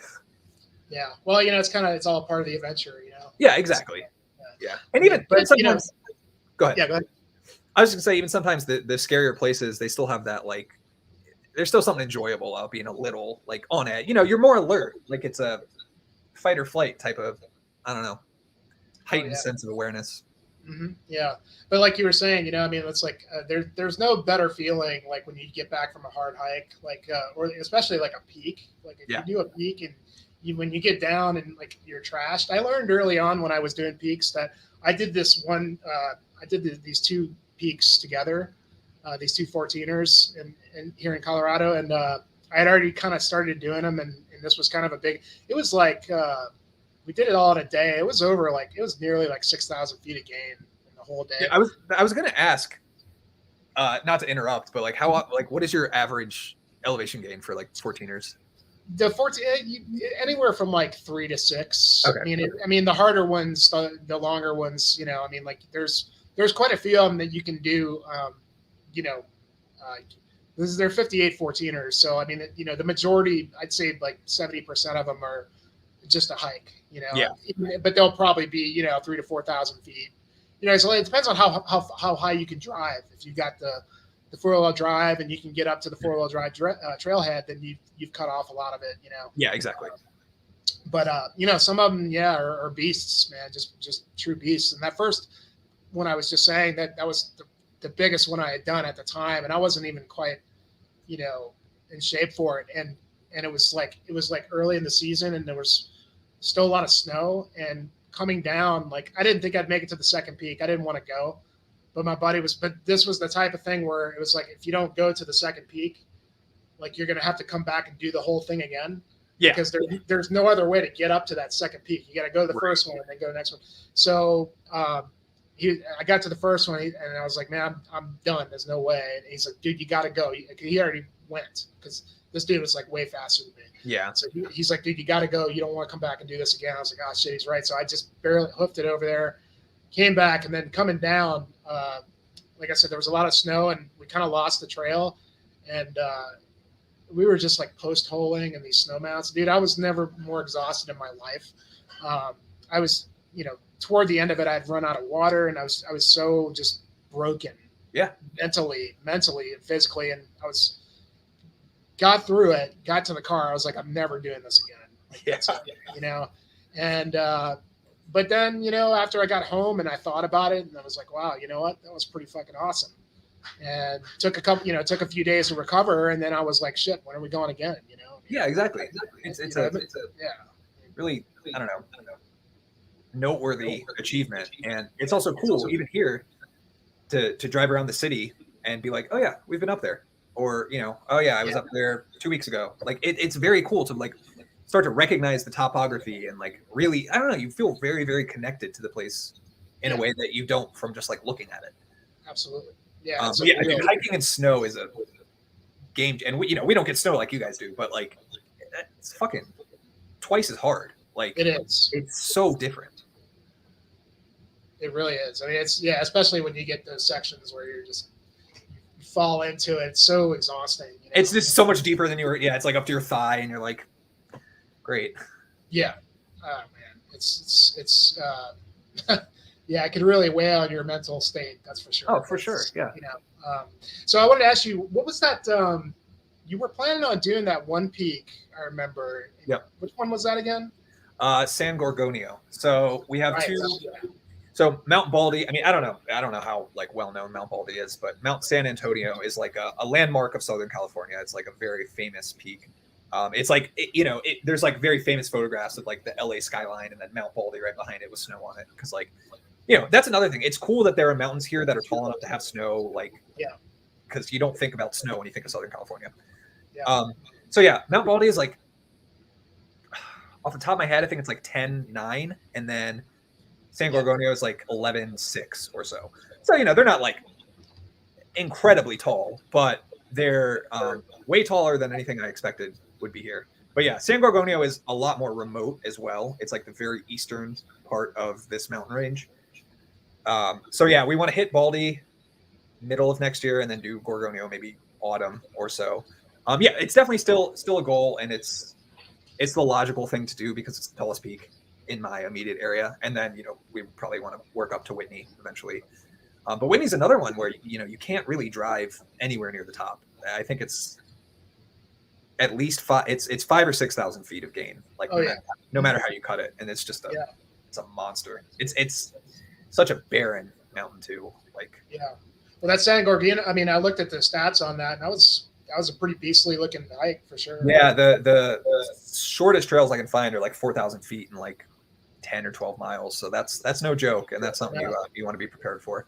I think you actually suggested doing that in 2 days, and that's probably what I'll end up doing.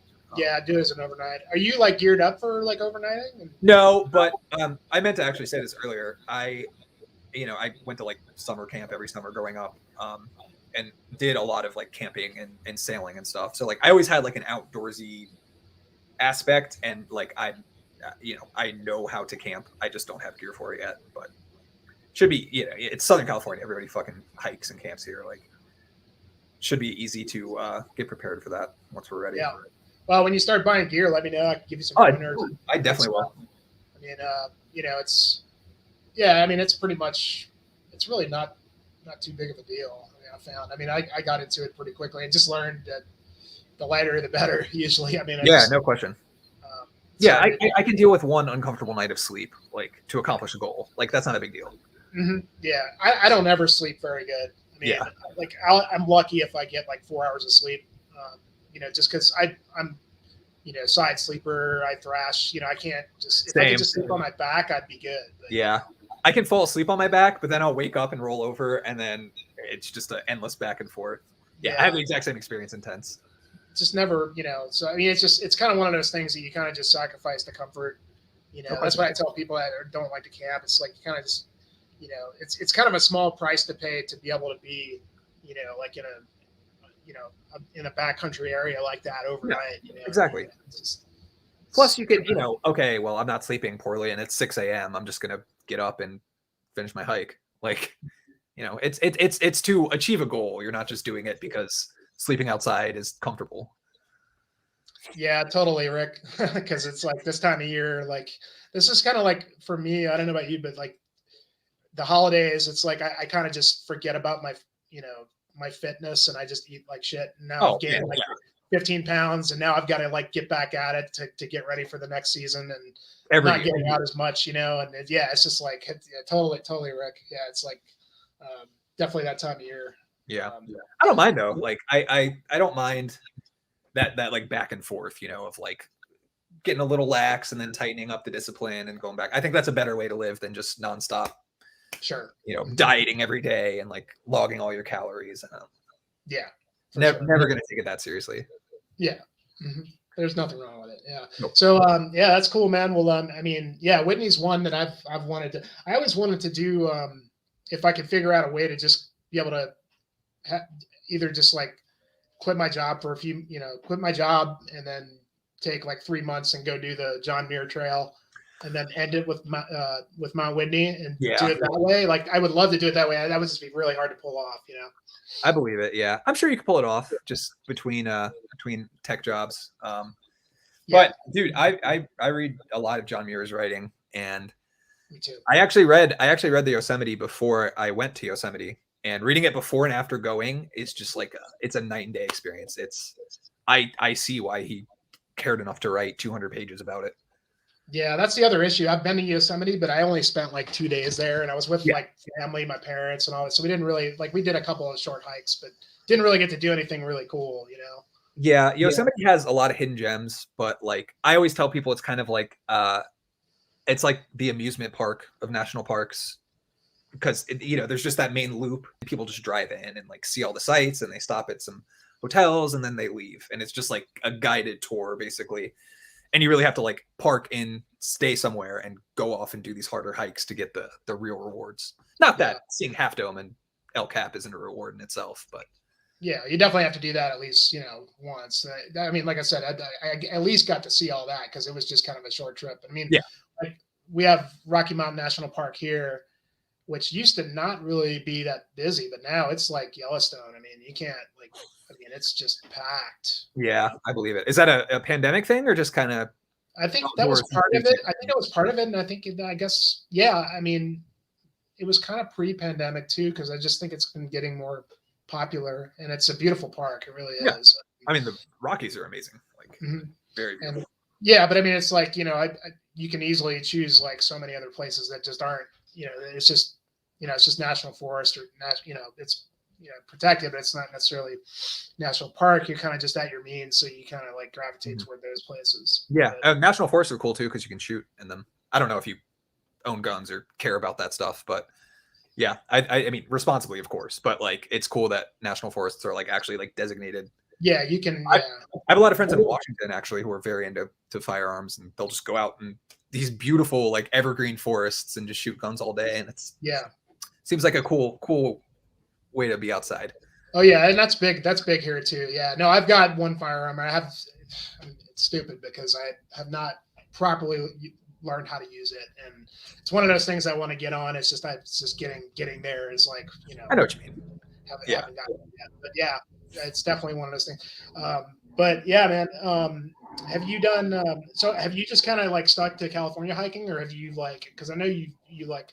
I saw you've been to like Norway and you've kind of done some European trips and things. Yeah, so we did some hikes in Norway. I also went to Iceland in 2017 with a couple buddies, and we did a lot of hikes there. Iceland is, I mean, Iceland is one of the most beautiful places I've ever seen, but it's not super hikeable. There's a lot of like flat. Yeah, exactly. It's so cool. It's just such a indescribable feeling to be like, I have been at the top there looking down, and now I'm looking up at it. Yeah, it's very cool perspective change. Yeah, Iceland is not a super hikeable country. I'm sure if you live there, you figure it out. But Norway was amazing. We went in January, so we weren't doing like strenuous hikes. We just did some paths and stuff.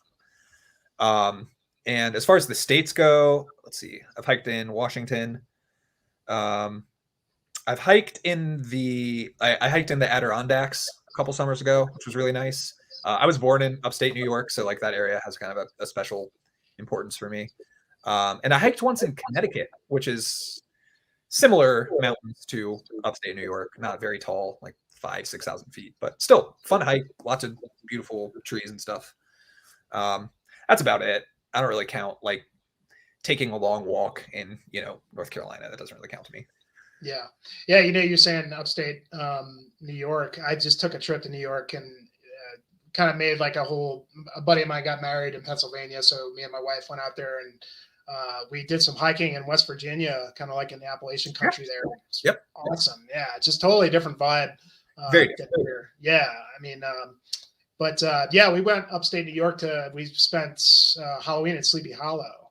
Oh, that's so cool. That's awesome. Great. Yeah. Yeah. I mean, that's very cool. That's like one of my favorite, like my childhood stories, that I love. So like having it just landed perfectly that we would be there, because we spent a couple of nights in New York City and then, we're going to be going home. And that was right when Halloween hits. It was like, what better time to go there and, kind of do that whole thing. But exactly. I was really taken by like the Hudson Valley and just that whole area. Yeah. I'd love to go back there and hike. It's so beautiful. I love the just like dense, like, cause it's very different. It's not like the Northwest at all. Cause it's lots of like, deciduous trees, but just like looking down and seeing like just orange trees as far as you can see is just like such a cool feeling. Yeah, for sure. And I should tell you, man, like, if you ever like, something for your bucket, because I really want to go to Iceland, but I'm telling you, man, South Utah, man, that's where it's at. Really?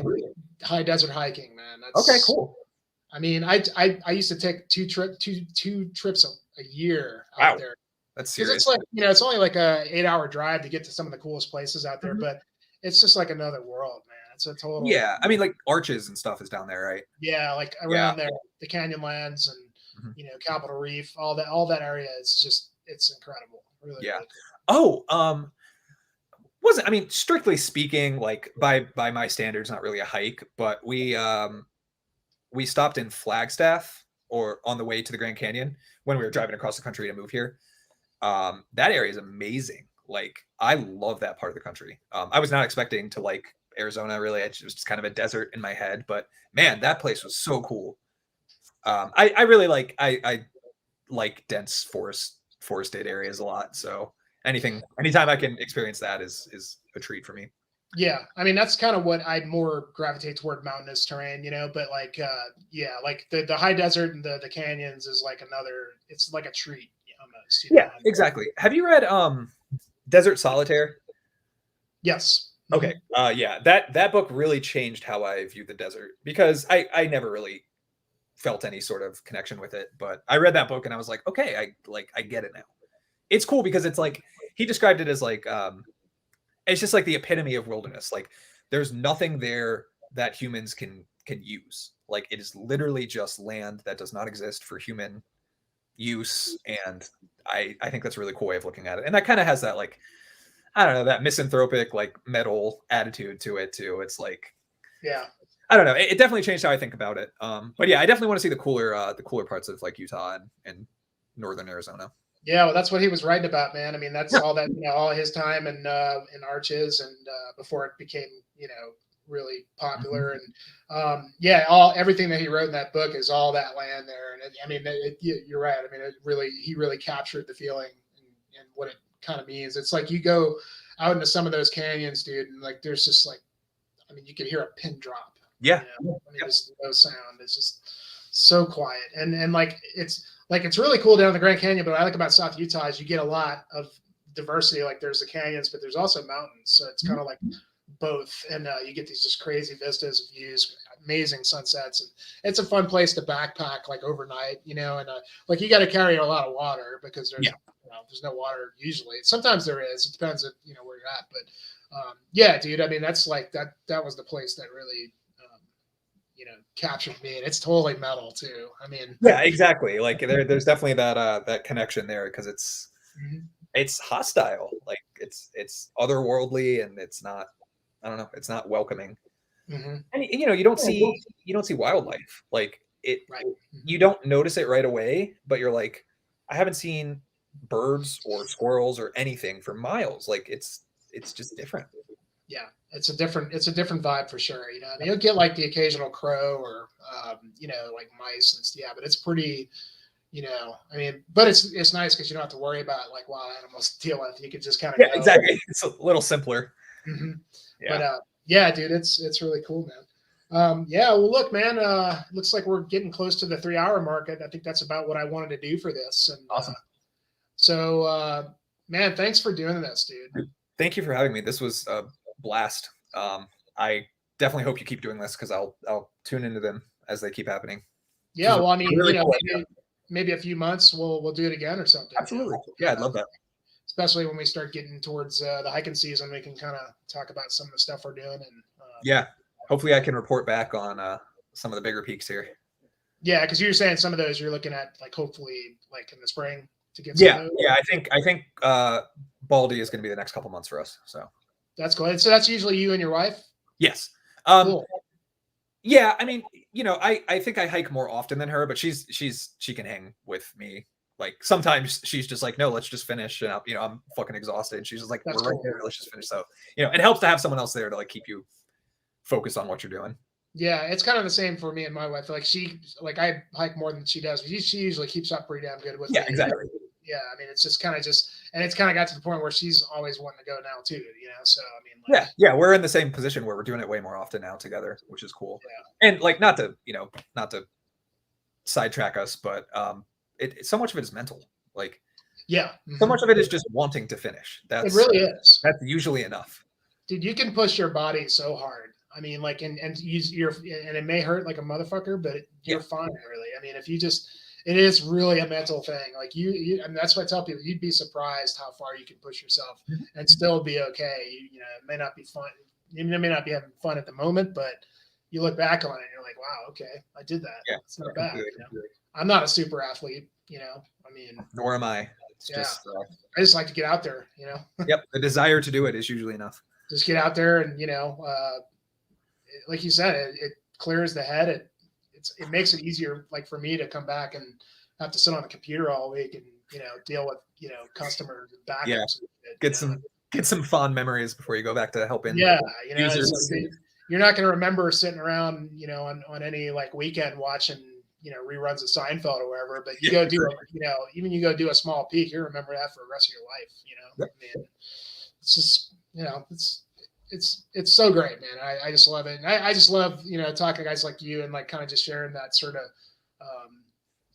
of bond and feeling, and like kind of just like telling people that like, man, our music fits in with this shit too, It's a perfect match. Like it really is. It's almost weird sometimes. Like, yeah. So I could keep talking about this, but we'll just have to, we'll have to do another one.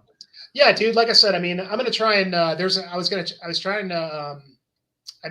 couple other guys. I was going to try and get Sylvan on, and he said he's kind of like not totally sure he wants to do it or not because he's kind of camera shy. But That's what I thought. Yeah. But I invited him. There was another guy. I'm not sure if BBE drummer AK is Tyler. Is that you, Tyler?